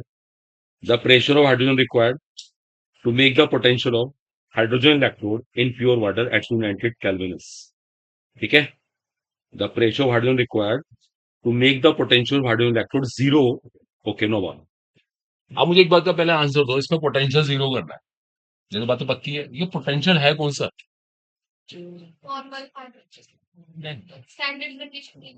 बीच में बोलो बात, ये बात नहीं है, स्टैंडर्ड कंडीशन तो है नहीं है। मैं आपको बताता हूँ, मैं क्वेश्चन क्या पूछ रहा हूँ, ये कौन सा पोटेंशियल, ये रिडक्शन पोटेंशियल है। अब नोट मत करना पहले, देखो सर ना यहाँ दिमाग रखें, रिडक्शन पोटेंशियल का मतलब है मैं ये वाली इक्वेशन लूंगा, अभी आप उससे आर्गूमेंट भी करना, पहले मैं थोड़ा सा ऐसे कर देता हूँ। देखो ये वाला हमारे पास, ये वाली इक्वेशन हम इसके लिए काम कर रहे हैं, रिडक्शन पोटेंशियल इसकी बात हो रही है एक्चुअल में, पोटेंशियल का मतलब रिडक्शन पोटेंशियल। और एक और बात अभी नोट मत करना, इसका पोटेंशियल कितना है, उनके अकॉर्डिंग कितना है, जीरो है, लिखा है साफ साफ, ये मैंने वहीं से पता लगा है। ठीक है, क्या निकालना है मुझे इसका, प्रेशर, इसका प्रेशर चाहिए मेरे को। ठीक है, अब देखो मैं स्टार्ट करता हूँ, मैं नस्ट इक्वेशन लगा रहा हूँ, नस्ट इक्वेशन लगा रहा हूँ, कंडीशन स्टैंडर्ड ही नहीं है, कंडीशन स्टैंडर्ड नहीं है। अच्छा बताओ, कंडीशन स्टैंडर्ड नहीं है, इसका पता कैसे लग रहा है, क्योंकि उन्होंने किसको इन्वॉल्व किया इलेक्ट्रोड में, वाटर को इन्वॉल्व कर लिया। और आपको कल का लेक्चर याद है, उसमें तो H प्लस कंसेंट्रेशन थी 1 m, वाटर को लेने का मतलब यही है कंडीशन स्टैंडर्ड नहीं। देखो समझो, देखो कंपटीशन ही नहीं बात होगा, ये सब प्रैक्टिस करके आएगा, मेहनत आपको माथा पच्ची करनी पड़ेगी, बुक्स निकालिए, प्रॉब्लम्स करिए। देखो ये पोटेंशियल मैंने जीरो रख दिया स्टैंडर्ड, ये भी जीरो है उनके अकॉर्डिंग, ये भी जीरो रख दिया। कितने इलेक्ट्रॉन पार्टिसिपेट कर रहे हैं देखिए बताना, जस्ट वन। देखो देखो देखो बच्चे, प्रेशर पावर हाइड्रोजन हाफ, पता है वाटर की H प्लस कंसेंट्रेशन कितनी होती है, 10⁻⁷। देखो ये करना पड़ेगा हमें, अब ये सॉल्व करना पड़ेगा, ये सॉल्व करने के गट्स होने चाहिए तो क्वेश्चन होगा। अभी रुको, देखो अभी तो क्वेश्चन बहुत टर्निंग है, ये सॉल्व करना भी चैलेंज है अपने आप में, क्योंकि लॉग टेबल तो वहां मिलती ही नहीं है, तो लॉग टेबल में तो हम करेंगे इसको फटाफट। देखो अब आप पहले सोच के बताओ, दिमाग लगाना, यहाँ पे मैं प्रेशर की कितनी वैल्यू रखूं जिससे कि ये पूरा सॉल्व करके जीरो बन जाए, 1, 1 तो इनमें से ऑप्शन नहीं है, देखो 1 ऑप्शन नहीं है यहाँ पे, चलो ये हो सकता है, यही बात सही है, ये आंसर ठीक है। सुनिए कैसे, जब यहाँ पे 10⁻⁻14 रखा, क्या लिया उसको आपने, स्क्वायर रूट, वर्गमूल लिया, तो 10⁻⁷ बन गया, दोनों आपस में कट गए, log 1 की वैल्यू जीरो, तो पूरी ये वैल्यू जीरो जीरो के बराबर आई नहीं है। बोलो आ रहा है समझ, देखो आराम से सोचो, घबराओ नहीं एकदम से, कर बिल्कुल सही रहे हम लोग। सॉल्व कैसे करें, अब सॉल्व करना भी यहाँ पे जरूरी है, तो आप पहले सोच रहे हैं यहाँ प्रेशर 10⁻14 ही होगा, क्योंकि जब 10⁻14 होगा उसका स्क्वायर रूट होगा तो 10⁻7 बनेगा, नीचे भी 10⁻7 दोनों कट जाएंगे, log 1 की वैल्यू जीरो आएगी, तब जाके जीरो आएगा। देखो कितना अच्छा क्वेश्चन देखो बना रखा है, ये भी कभी लेवल था नीट का, अब भी ऐसे क्वेश्चन आ सकते हैं बस। अब जाके एक और सुनो, ऐसा क्वेश्चन एनसीईआरटी के अंदर भी मेरे को याद आ रहा है, उसमें कुछ पीएच वगैरह का पार्टिसिपेशन है, आप वो भी कर, पहले तो वो करके देखिए, ये अपने आप करना आ जाएगा, ये सब लेवल बनाना होगा, नोट करना मर्जी है। तो ढूंढो ऐसे क्वेश्चन, आप पता क्या पीवाईक्यूज में एक दो क्वेश्चन होते हैं, तो थोड़ा सा ये होता है कि इसलिए हम कहते हैं पीवाईक्यूज को बाद में करो, पहले बुक्स कर लो एक बार, ज्यादा अच्छा हो जाता है, इसलिए मैं तो बुक को रेफर करता हूँ। अब चांस की बात है एक क्वेश्चन हो गया एंड, अब तो ये कोई वैसी बुक होती तो लाइन लगा के ऐसे प्रॉब्लम्स मिल जाती।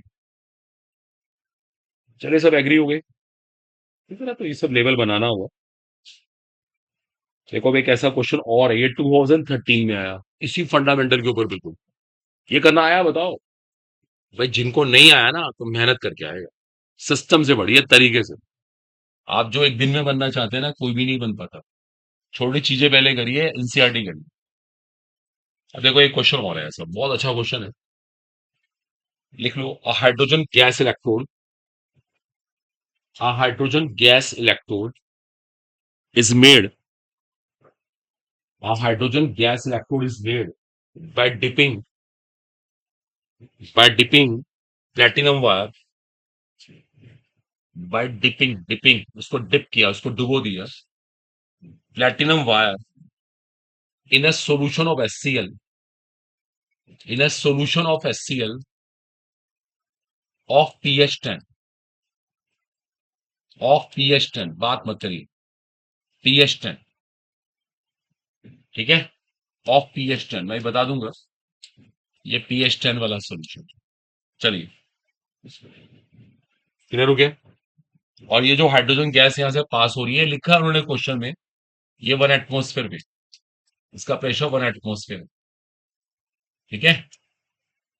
आपको निकालना है oxidation potential of electrode, you need oxidation potential, आपको ऑक्सीडेशन पोटेंशियल निकालना, ठीक है, ऑक्सीडेशन पोटेंशियल निकालना है। और ऑप्शन हमारे पास है 0.059, 0.059 वोल्ट, 0.59 वोल्ट, 0.118 वोल्ट और 1.18 वोल्ट। करिए ऑक्सीडेशन पोटेंशियल स्टार्ट। आराम से क्वेश्चन से करिए, बड़ा ही नहीं, बिल्कुल इस बार ऑक्सीडेशन की क्वेश्चन लेके चलना।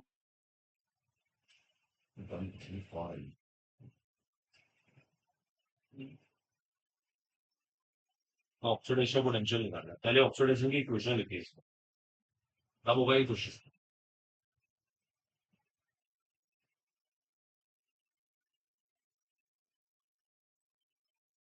आप प्रॉब्लम्स करेंगे ना, आपको एक्स्ट्रा टाइम दे देंगे सच में, सिर्फ प्रॉब्लम लेने के लिए आया करेंगे, एडिशनल टाइम इस क्लास से अलग हो जाएगा। लेकिन आप करिए तो सही। देखो अगर अक्टूबर आज 16 अक्टूबर हुई, अक्टूबर ही खत्म हो गया ना, लेकिन पीयूटी में भी बड़ी अक्टूबर पूरा हो गया, नवंबर दिसंबर, इसके बाद फिर ऑर्गेनिक इनऑर्गेनिक, फिर एक बार रिवीजन, सब लंबी स्टोरी है। इनको भी इससे करके चलो आगे, ऑर्गेनिक चलो फिर भी एक बार आप एनसीईआरटी से थोड़ा सा लर्न कर लेंगे, मैं मेरी जो पढ़ानी है ये ऑर्गेनिक।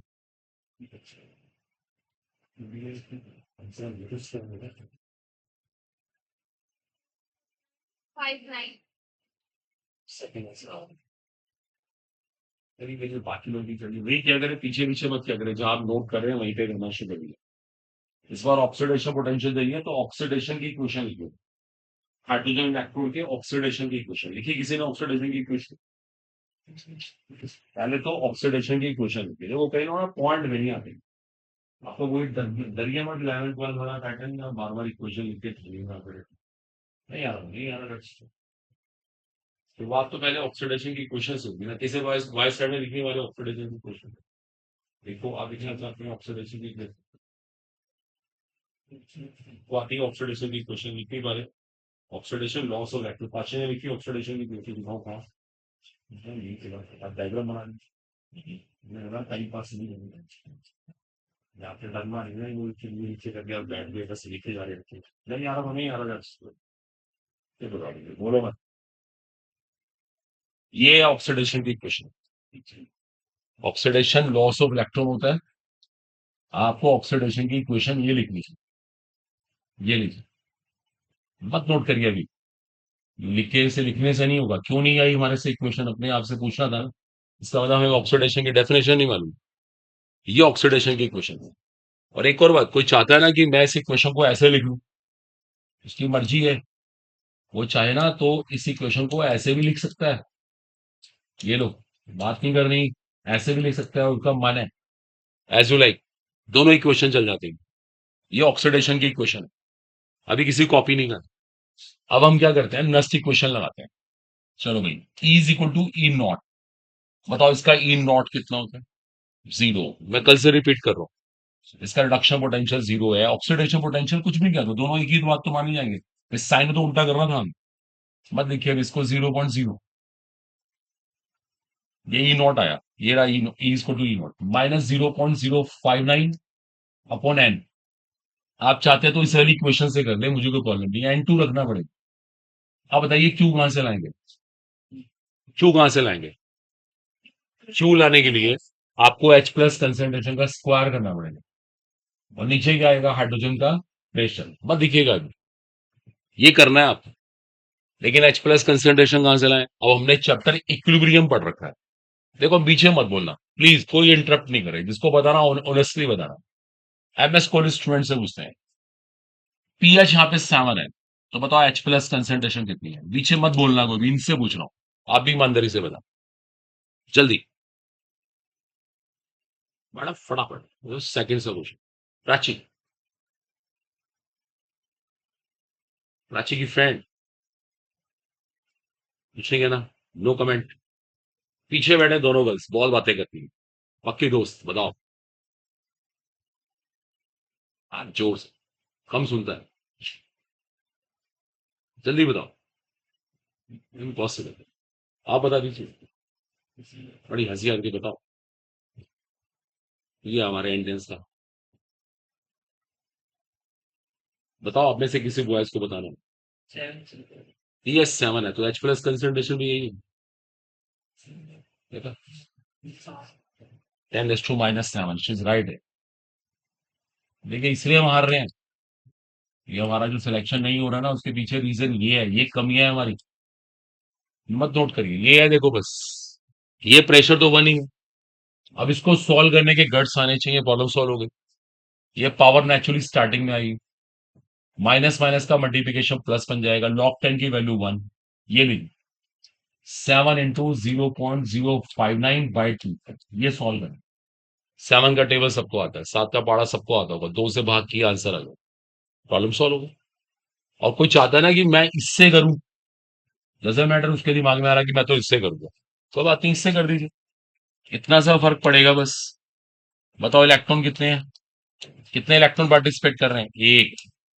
क्यों, कहां से लाओगे, इसकी कंसंट्रेशन कितनी आई थी, 10⁻⁻7। और ये कितना था, 1। 1 का रूट 1 ही होता है, क्या लिखा है उसको मैंने, बस। बात हुई है, वहां 2 की जरूरत नहीं पड़ेगी। क्लियर यू, या डिफर कर रहा है आंसर।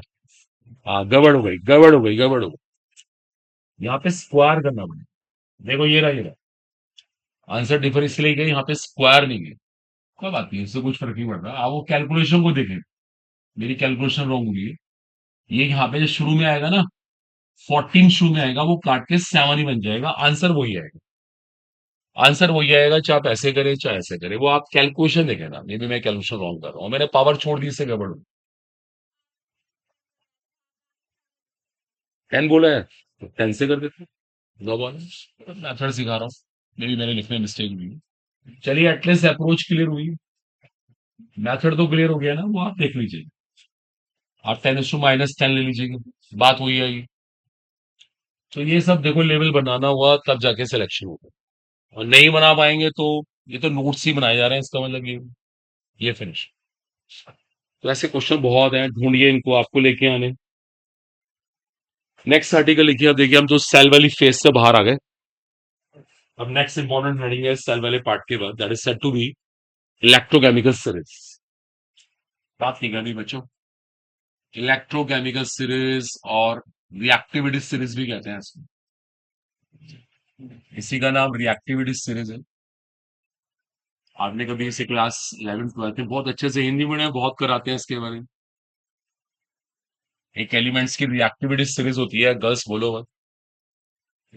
उसमें शुरुआत कुछ ऐसी होती है, पहले लिथियम होता है, फिर पोटेशियम है, ऐसे करते करते बीच में हाइड्रोजन भी आता है, उसके बाद सिल्वर है, गोल्ड है, पता है वो किस तरह से।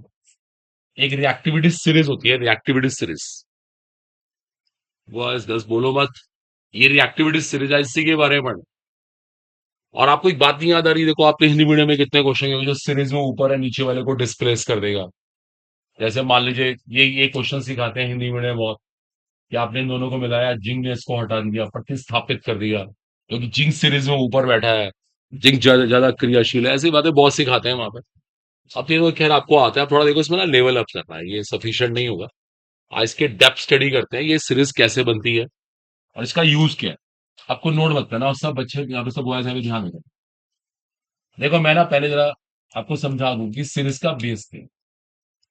आप कई बुक्स में देखोगे ना, ये सीरीज इस तरह से बनी मिलेगी आप, देखिए ऐसे लिखा हुआ मिलेंगे आपको एलिमेंट, और यहाँ पे ना इनके कुछ पोटेंशियल होंगे, पोटेंशियल, ये कुछ वैल्यू है यहाँ पे, बस यहाँ पे कुछ वैल्यूज हैं, देखो आपको हर एक कोरिस्पॉन्डिंग कुछ वैल्यूज मिलेंगी यहाँ पे लिखी हुई। ये सब रिडक्शन पोटेंशियल होते हैं, देखो ये सब अपचयन विभव है, ये सब हमने एनएचजी की हेल्प से निकाले, और इनको निकालने के बाद हमने एक ऑर्डर में अरेंज कर दिया। इसको मैं ऐसे बोलूंगा, increasing order of reduction potential, अपचयन विभव के बढ़ते हुए क्रम में। ये सब हमने एनएचजी से निकाले, जो हमारी सीरीज बन के आई, श्रेणी बन के आई, इसका नाम रखा हमने इलेक्ट्रोकेमिकल सीरीज, वैद्युत रासायनिक श्रेणी। तो जो सीरीज का बेस है, देखो लिखो मत अभी कोई बच्चा, पहले पॉइंट को कैच करो। इस सीरीज का बेस क्या है, ये सीरीज का बेस देखो, सबसे इंपॉर्टेंट चीज ये, सीरीज जो बनी है उसका आधार ये है, ई नॉट, रिडक्शन पोटेंशियल। बोलो आया समझ। अब थोड़ा सा ना इसको थोरो देखना है, इसकी डेप्थ स्टडी करनी है कि इसका यूज क्या है, ज्यादा रिडक्शन पोटेंशियल से क्या पता लगता है, कम से क्या पता लगता है, थोड़ा सा इसके बारे में बताना होगा। एक बार आप ऐसे नोट कर लो फटाफट, जल्दी किसी को बनाना बना ले, ऐसी बात क्विक जो भी करना है 1 मिनट में करे। हम आगे चल रहे हैं। तो पढ़ गया बच्चों ने, मेहनत करो। आप मेहनती बच्चे नहीं, अपना कभी इंट्रोस्पेक्शन करके नहीं हो। ठीक है 11 12 हो गई, ठीक है बात हो गई, नहीं वैल्यू हो, तो कॉम्पिटिशन है। और यहाँ पे कोई तुक्का भी नहीं है। तो सोचा ना लक होगा, किस्मत से मैं सेलेक्ट हो जाऊंगा, लक नहीं होता इसमें, तो मेहनत चाहिए होती है। जितने लोग सेलेक्ट होते हैं उनसे कहीं पूछ के देखें, वो भी ऐसे कहते हैं कि मैं तो बाई चांस एग्जाम दिया और मैं सेलेक्ट हो गया। एक भी नहीं ऐसा लोग पर्सन मिलेगा। सबने हार्डवर्क किया है, सबने बुक्स की हैं। और आप कोटा में जाके देखो, बच्चे इस टाइम रिवीजन करना शुरू कर चुके हैं। कोटा के बच्चों ने सिलेबस पूरा करके रिवीजन शुरू कर दिया। देखो मई में एग्जाम है आपका नीट का, अगर आप सब नीट एस्पिरेंट भी हैं तो वो अक्टूबर समझो, अब दिवाली के बाद वो लग जाएंगे। देखो नवंबर से लेके मई तक रिवीजन करेंगे वो, अप्रैल तक। कम से कम ही 6 महीने हैं, तो 6 महीने में वो 3 बार रिवीजन कर लेंगे जो उन्होंने कर लिया। उनको टिक याद होगा सब चीजें, सोचेंगे और एकदम से टिक करेंगे। और हम लोग अभी तो बहुत पीछे हैं। बात सिलेबस की नहीं, जो करा रहे हैं वो भी तो नहीं आ रहा ना। सिलेबस तो पूरा 1 महीने में करते हैं, जो करा रहे हैं वो उसका आउटपुट क्या है, ये भी तो देखो ना। आप भी तो इंट्रोस्पेक्शन करो अपने अंदर से। एक भी डाउट आज तक नहीं आया, तो बताओ। आप तो सिलेबस को कह रहे हैं, जो करा दिया वो भी तो नहीं आया। पढ़ना सीखो। तो increasing order of reduction potential, ठीक है। अब देखो मैं आपको ना इसकी सिग्निफिकेंस क्लियर करता हूं कि इसका रोल क्या है। अब मेन हेडिंग पे आएंगे। ये बात तो पूरी हो गई। अब देखिए आर्टिकल नेम, सिग्निफिकेंस, ये है देखो सबसे मेन हेडिंग। अब ये बात अगर हमने समझ ली तो हमारा काम बहुत आसान हो गया। नोट करिए आर्टिकल नेम नाउ सिग्निफिकेंस। बस हेडिंग लिख के छोड़ दो और अब बोर्ड पे टेंशन देखो, देखो तब क्लियर होता है। देखो मैं आपके सामने दो डेटा लिखूंगा, ऐसे ही हाइपोथेटिकल है। ये दो एलिमेंट है ए और बी, इनके कुछ पोटेंशियल दे रखे हैं मेरे को ना। मान लेते हैं ये है ना ऐसी 2 वोल्ट है और ये 3 वोल्ट। हाइपोथेटिकल, सब अपने पास से अज्यूम। पहली बात, पहले तो सोचो आप ये कौन से पोटेंशियल है। Oxidation potential. ये ए का ऑक्सीडेशन पोटेंशियल है, ये बी का ऑक्सीडेशन पोटेंशियल। देखो अब मैं भी एक लाइन लिखूंगा, किसी को बिल्कुल नोट नहीं करेंगे। ऑक्सीडेशन पोटेंशियल, जिसे कहते हैं हिंदी में ऑक्सीकरण विभव, is the measurement of, is the measurement of tendency to be oxidised, tendency to be oxidised. देखो यहां पे रुक जाओ सब लोग, आराम से पहले पढ़ो। ऑक्सीडेशन पोटेंशियल क्या है? टेंडेंसी है, टेंडेंसी है। टेंडेंसी की मेजरमेंट है, किस टेंडेंसी की बात है? टू बी ऑक्सीडाइज, ऑक्सीडाइज होने की टेंडेंसी। जैसे एक मिनट, ए का ऑक्सीडेशन पोटेंशियल क्या है, बी का ही है, सबको पता है बी का ऑक्सीडेशन पोटेंशियल ज्यादा है। मेरे को साफ दिख रहा है, क्लियरली शोज है B has more tendency to be oxidise, मतलब वो ऑक्सीडाइज होना चाहता है। वो कह रहा है मुझे तो ऑक्सीडाइज होना है, it has more tendency to be oxidise. अच्छा अगर इसको ऑक्सीडाइज होना है तो उसका क्या करेगा वो? Reduction. Therefore B is better reducing. देखो दो लाइन को समझो भी, कोई लिखने की जल्दी मत करो, आराम से सोचे। यार हमें किसी ने दो ऑक्सीडेशन पोटेंशियल दिए, एक कम है एक ज्यादा है। पहली बात तो ऑक्सीडेशन पोटेंशियल से पता क्या लगता है, उसकी टेंडेंसी ऑक्सीडाइज होने की कितनी। देखो दैट्स द पॉइंट, उसकी टेंडेंसी ऑक्सीडाइज होने की कितनी है, सबसे मेन चीज है। वो ऑक्सीडाइज कितना होना चाहता है, इस डेटा ने मेरे को साफ बता दिया, बी ऑक्सीडाइज ज्यादा होना चाहता है। अगर बी ऑक्सीडाइज होना चाहता है तो और वो क्या करेगा? रिड्यूस करेगा। इसका मतलब बी ए से अच्छा रिड्यूसिंग एजेंट है देन ए। ये भी पूरा कर बोलो, क्लियर हुआ? आराम से सोचना होगा, देख इन दो लाइन को सोचना और कुछ नहीं करना। अब मैं उल्टा केस लेके चलता हूं। चलो मैं उसको नेक्स्ट स्लाइड पे करूंगा, पहले इतना कॉपी करना कर लीजिए, मर्जी है जिसको लिखना लिखिए फटाफट। हम तो उसको निपटा रहे, सीरीज वाला पार्ट भी खत्म कर रहे हैं और फिर कंडक्टेंस शुरू कर देंगे, उसको भी लेके चलते हैं, वही 12th वाला है सर। कल इलेक्ट्रोकेमिस्ट्री की लास्ट क्लास है, कल खत्म हो जाएगा, बिल्कुल चैप्टर ही एंड हो जाएगा।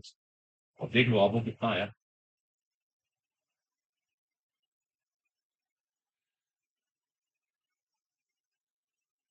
सोचो, ऑक्सीकरण विभव क्या है? ये इस बात की माप है वो कितना ऑक्सीकृत होना चाहता है। हिंदी में ऐसे कह देते हैं, वो कितना ऑक्सीकृत होना चाहता है। मेरे को साफ हिंट कर रहा है, बी ए के रिस्पेक्ट में ज्यादा ऑक्सीकृत होना चाहता है। इसका मतलब बी ज्यादा अच्छा उपचायक है। That's all. उसी बात को हमने ऐसे कह दिया। देखो मत, चुपचाप नोट करिए, देखिए बोलेगा नहीं बिल्कुल भी।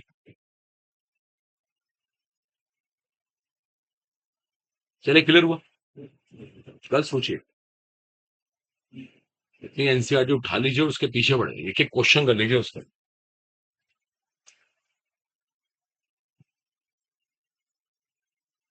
डिसाइडेड? क्लियर हो गया? अब मैं इसका उल्टा लेके चलूंगा, बिल्कुल रिवर्स। देखो, बढ़ाऊं इसको? अब इसका रिवर्स लेके चल। अब हमें किसी ने ये दो पोटेंशियल दे दिए, ऐसे कह दिया, फिर वही हाइपोथेटिकल वैल्यूज हैं, कोई ये नहीं कि हमें याद बात कर रही है। आप बताओ, पहले ही दोनों वैल्यूज क्या है? रिडक्शन पोटेंशियल है, बोलो है ना? अब रिडक्शन पोटेंशियल इसका ज्यादा है, इसका मतलब क्या हुआ? हाँ, ये ना has B2 plus has more tendency to be reduced. इसकी टेंडेंसी रिड्यूस होने की ज्यादा है। It shows B2 plus is better. क्या कहना चाहिए? ऑक्सीडाइजिंग, क्योंकि खुद को रिड्यूस करना चाहता है ना, बेटर ऑक्सीडाइजिंग एजेंट। बोलो, आया समझ? साफ दिख रहा है, बेटर ऑक्सीडाइजिंग, खुद को रिड्यूस करना चाहता है। बोलो, क्लियर हुआ? दो सेंटेंस को समझना होगा, फिर देखो हर प्रॉब्लम को हम सॉल्व कर देंगे। लिख सकते हैं, मर्जी है। देखो, दो सेंटेंस को समझ लो बस आप। देखो, इसके ऊपर एक कोई क्वेश्चन देखते हैं। वो जो आपने कर रखा है ना, वो सीरीज में ऊपर है, वो नीचे वाले को हटाएगा, उसके पीछे यही बेस काम कर रहा है। देखो, मैं आपको दिखा देता हूँ, कोई प्रॉब्लम दिखाता हूँ इससे। तो प्रॉब्लम देखते हैं, इसलिए तो क्वेश्चन में अप्लाई करेंगे, ज्यादा अच्छे से पता लगेगा कि हमें कितना क्लियर है। एक मिनट देख ले। चलिए, ओके, राइट डाउन। ये कुछ मेटल्स हैं, XYZ, ये इनके इलेक्ट्रोड पोटेंशियल्स है। E0 -1.2 वोल्ट प्लस 0.5 वोल्ट और -3.0 वोल्ट। इनका नाम लिखा हुआ है कि ये क्लियर ना रिडक्शन पोटेंशियल्स है। ये साफ लिखा हुआ रिडक्शन पोटेंशियल्स है।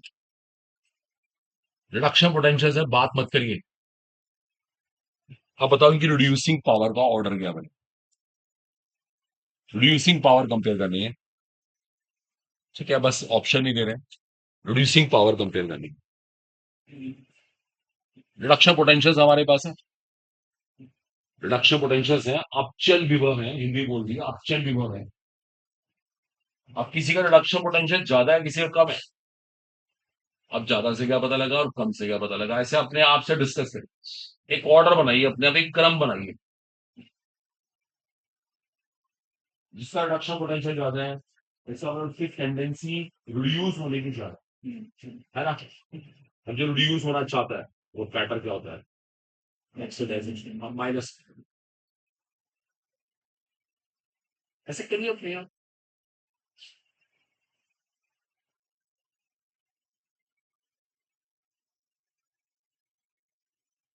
हमें रिड्यूसिंग पावर कंपेयर करनी है, okay? और किसी को रिड्यूस होने करने में अपने आप को ऑक्सीडाइज करना,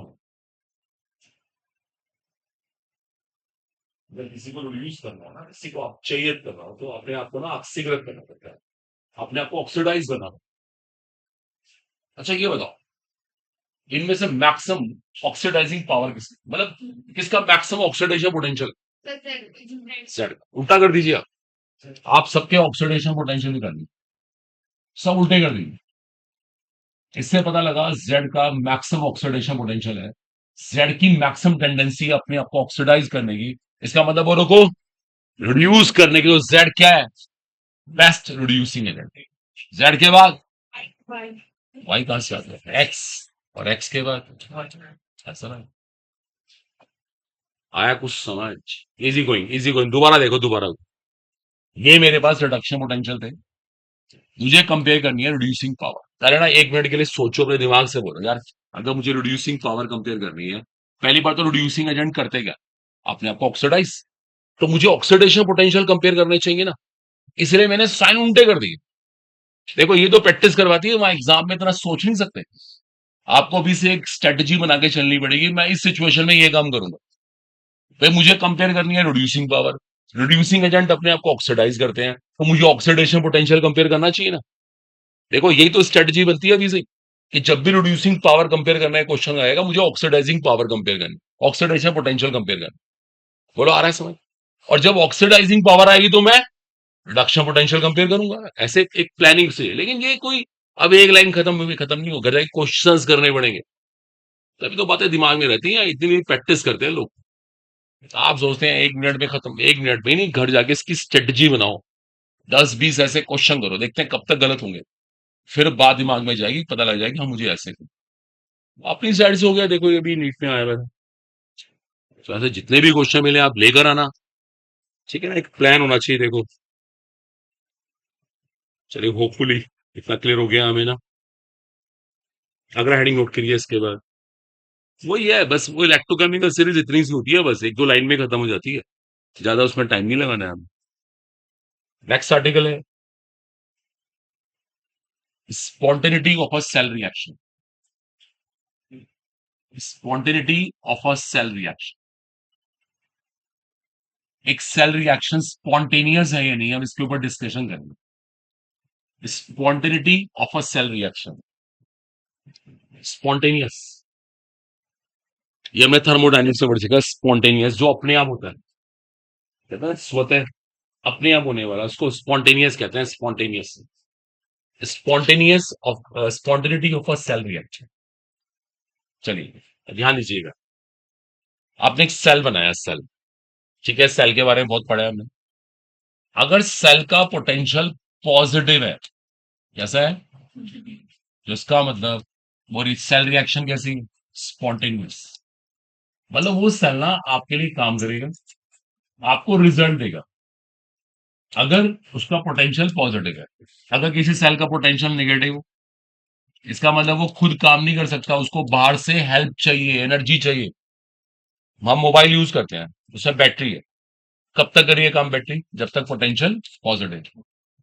जिस टाइम उसका पोटेंशियल नेगेटिव होगा ना, तो बैटरी को चार्जिंग की जरूरत है, उसको चार्ज करना पड़ता है, फिर वो नॉन स्पॉन्टेनियस प्रोसेस में आता है। आ रहा है सबको समझ। और जहां पे ई सेल जीरो हो गया, इसका मतलब क्या मेंटेन है, इक्विलिब्रियम, वहां पे इक्विलिब्रियम मेंटेन है। तो ये भी नोट कर लीजिएगा, ये भी अच्छे से आना चाहिए, ठीक है, कॉपी कर लीजिए।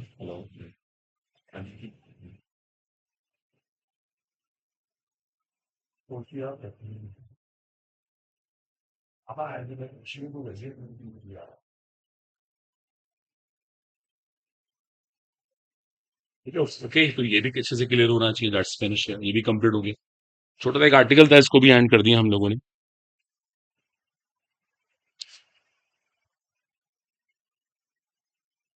ठीक है ओके। तो इसमें कंक्लूजन ना हो बिल्कुल भी, दैट मस्ट बी फाइनल। एक सेक्शन वाला इलेक्ट्रोकेमिस्ट्री का ये पूरा होगा, अब करें इसको final. Next heading is termed as conductance. ये बड़ा इंपॉर्टेंट टॉपिक है, मतलब इस इलेक्ट्रोकेमिस्ट्री में एक और फेज है, बहुत इंपॉर्टेंट फेज है। आप रिकॉर्ड उठाकर देखिए, यहाँ से भी लगातार क्वेश्चन आता है, और बिल्कुल एनसीईआरटी स्टैंडर्ड, कोई हाईफाई लेवल नहीं आता। कंडक्टेंस क्या होती है, देखो इसको समझाते हैं आप। चालकता कहते हैं, वट जो भी है, आप ध्यान देना प्लीज। देखो सबको पता है, अगर अगर हमारे पास कोई भी मटेरियल है और उसमें इलेक्ट्रॉन चलना चाहते हैं, इलेक्ट्रॉन ना ऐसे चलना चाहते हैं, तो आपको पता होगा हर मटेरियल का अपना एक रेजिस्टेंस होता है, रेजिस्टेंस प्रतिरोध, है ना। और जितना रेजिस्टेंस ज्यादा होता है, उतना इलेक्ट्रॉन को चलने में दिक्कत आती है, सीधी सी बात है, कंडक्टेंस घट जाती है। तो रेजिस्टेंस का रेसिप्रोकल जो होता है वो कंडक्टेंस होती है, और हम कंडक्टेंस को यहाँ पे जी से रिप्रेजेंट करते हैं, फिजिक्स में सी से करते हैं, हम जी से करते हैं। तो कंडक्टेंस कुछ भी नहीं है, सिंपल चालकता है, और है क्या, रेसिप्रोकल ऑफ रेजिस्टेंस।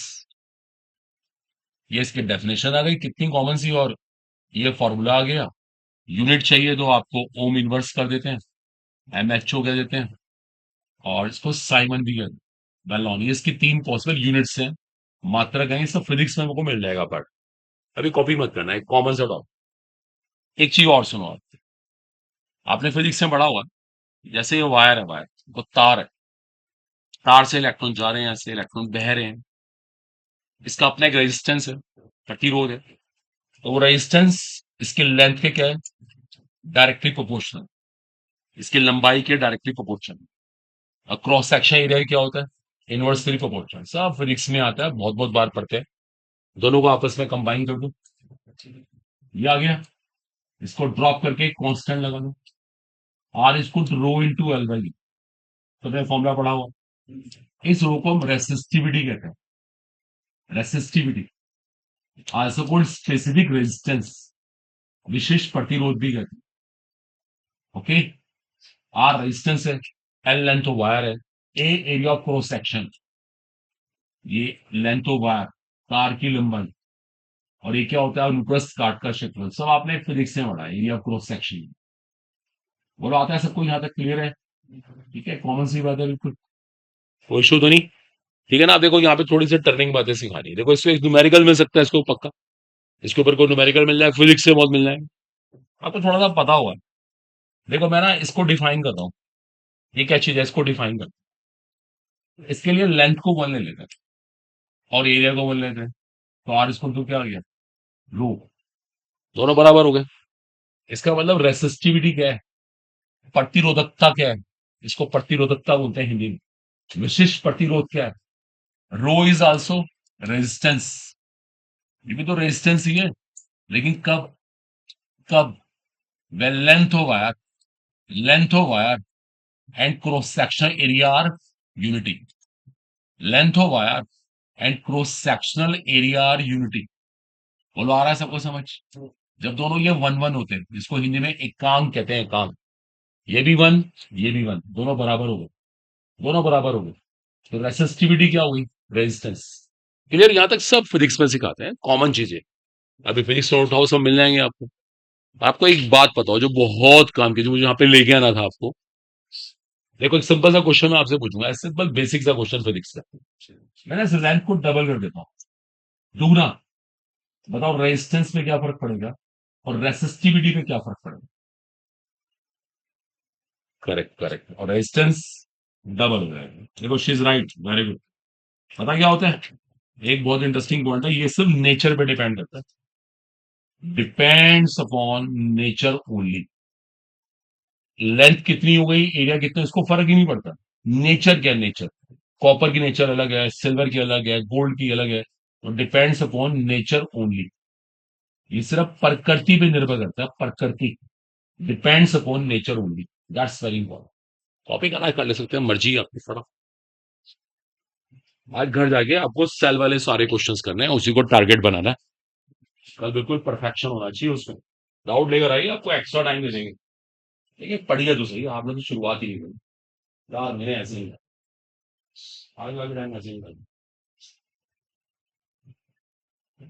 वॉइस है तुम्हारे बिल्कुल अभी रेस में ही नहीं है। जीतना तो बहुत दूर की बात है। अब पढ़ना होगा, जब कोई शॉर्टकट नहीं, जादू तो हो ही नहीं सकता। तो सोचे ना कि बस इतने से जाऊंगा हो जाएगा, बस। एक भी ऐसा केस नहीं हुआ आज तक, सदा पहले अगर हुए तो। गर्ल्स भी स्टार्ट करिए, ये तो आता है, और इम्प्रूवमेंट करिए, शार्पनेस रहिए, व्यवस्थित 180 आउट ऑफ 180 का टारगेट लेके चलिए, तो मजा आता है देखने। तो बड़ा एम होगा ना, तो आप छोटे रिजल्ट गेन करेंगे। 180 में से 180 और आएंगे, इसके लिए बस प्रैक्टिस चाहिए, लगना होगा अभी सही। और अभी टाइम है, अभी आप हारे नहीं है, अभी भी जीत सकते हैं। और यही 2 महीने के बाद रेस में से बाहर, कोई आपकी हेल्प नहीं करेगा। ठीक है स्टूडेंट्स, क्लियर होपफुली, यहाँ तक बिल्कुल अंडरस्टैंडिंग होनी चाहिए। That's final. और सब फिजिक्स एलिमेंट्री, ये कितना सिंपल सा पॉइंट है, फिजिक्स का पार्ट है, कितना इजी है। रेजिस्टेंस का रेसिप्रोकल, प्रतिरोध का व्युत्क्रम, व्युत्क्रम वेल नॉन। ये कितना ऑर्डिनरी सा फॉर्मूला क्लास 9th में आता है, 8th 9th में आता है फिजिक्स में आजकल। आर इसको to rho into L by A. बोलो यहां तक बात क्लियर हो गई? कुछ है ही नहीं, ये सब चीजें पुरानी बातें, बच्चों वाली बातें। अब देखिए हमें ना तो इस फॉर्मूले से यहाँ से स्टार्ट करना है, अब हमें यहाँ से पेन लेनी है। अब शुरुआत तो यहाँ से होगी। चलिए हटाएं इसको, जल्दी जल्दी कर लीजिए, वॉइस कॉपी कर, वॉइस आओ आप लोग, मीटिंग करो, ये हंसना हंसना किसी भी हंस लिए और ये सब बचपना छोड़ो। इससे करते करते 12th पास करी, और वो हंसते रहे बस, हमारा यही काम। आगे निकलो लाइफ में, कुछ बनना है, बची गए छोड़ दिए बच्चे।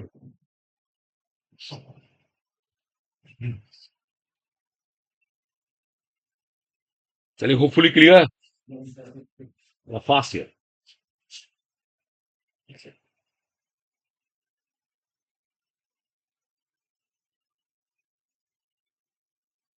ओके अब कर दूं। अब देखिए जरा सुनिए ध्यान से, एक important aspect, R equal to rho into L by A. देखो ये फॉर्मूला हमारे पास है, इसका रेसिप्रोकल कर दीजिए, इस इक्वेशन का रेसिप्रोकल करिए।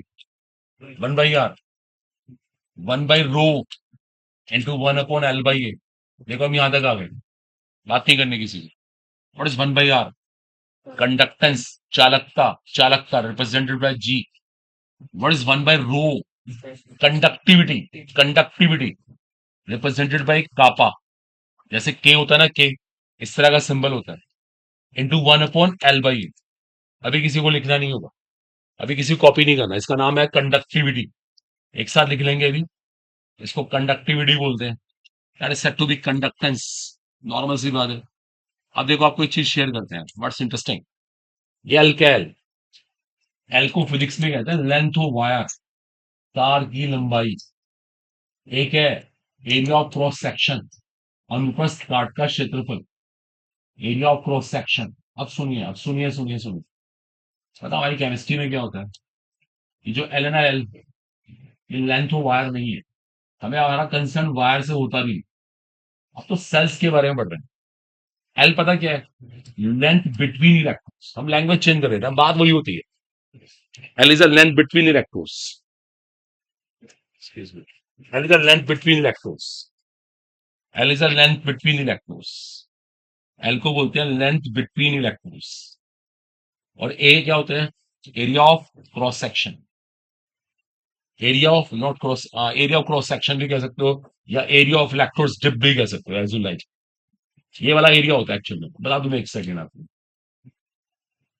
ये वाला एरिया, ये एरिया जो डिप्ड होता है, अगर आप ध्यान से देखें ना इसको, आप इस डायग्राम को कंपेयर कर लो, ये वायर ही तो बन रही है। देखो ये वायर ही तो बन रही है, एक ही बात तो है। तो दैट इज इंटरेस्टिंग। ये हमारा फॉर्मूला बन जाता है। दोबारा सुन लो आराम से, इसका रेसिप्रोकल कंडक्टेंस, इसका रेसिप्रोकल कंडक्टिविटी इंटू 1/l/a। अभी कुछ कॉपी नहीं करना। अब एक पर्टिकुलर सेल के लिए, और आप पर्टिकुलर सेल, आपने कोई सेल ले लिया, L and A R constant, दोनों क्या होते हैं, कांस्टेंट होते हैं, स्थिरांक। एल भी स्थिरांक, ए भी स्थिरांक। तो l/a क्या आ गया, ये भी कांस्टेंट। पता है इसे क्या बोलते हैं, सेल कांस्टेंट। और इसको रिप्रेजेंट हम यहाँ पे किससे करते हैं, जी स्टार। इसको जी स्टार से रिप्रेजेंट करते हैं, इसका प्रेजेंटेशन है। तो पता क्या होता है, एक फॉर्मूला बनता है, kappa is equal to G G star. देखो एक फॉर्मूला बन गया, इसको जी स्टार से रिप्रेजेंट किया, जी स्टार में आ गया, मल्टीप्लाई कर दिया, कापा इसको टू जी जी स्टार। एक अल्टीमेट फॉर्मूला है, बहुत काम आता है। कापा यहाँ पर क्या है, कंडक्टिविटी, ये क्या है, कंडक्टेंस, और इसे क्या बोलते हैं, सेल कांस्टेंट। हिंदी नाम है सेल स्थिरांक। ये हमें इक्वेशन आनी चाहिए। बोलो क्लियर हो गया सबको? इसका रेसिप्रोकल तो किया, और क्या स्पेशल किया, इसका रेसिप्रोकल करते हैं, बस लैंग्वेज में चेंज कर दी लास्ट में। अब एल लेंथ ऑफ वायर नहीं है, length between electrodes and A is area of cross section, और एल/ए कांस्टेंट है, रिप्रेजेंट जी स्टार से। कॉपी करना करें, इससे कॉपी करना करें, ठीक है। ये भी पार्ट हमारा फिनिश हुआ। अब इसके अंदर और बहुत सारे डेप्थ है, वो नेचुरली कल हो भाई, आज तो मतलब ही नहीं है, बहुत डिटेल है इसके भी ना। आज तो आपका पार्ट है बस जाके आप सेल वाला पार्ट स्ट्रॉन्ग करिए as much as you can, और डाउट्स लेकर आइए, प्रॉब्लम लेकर आइए, जितने भी क्वेश्चन सबके पास हो। अब बिना डाउट है कोई सिलेक्शन नहीं, ठीक है।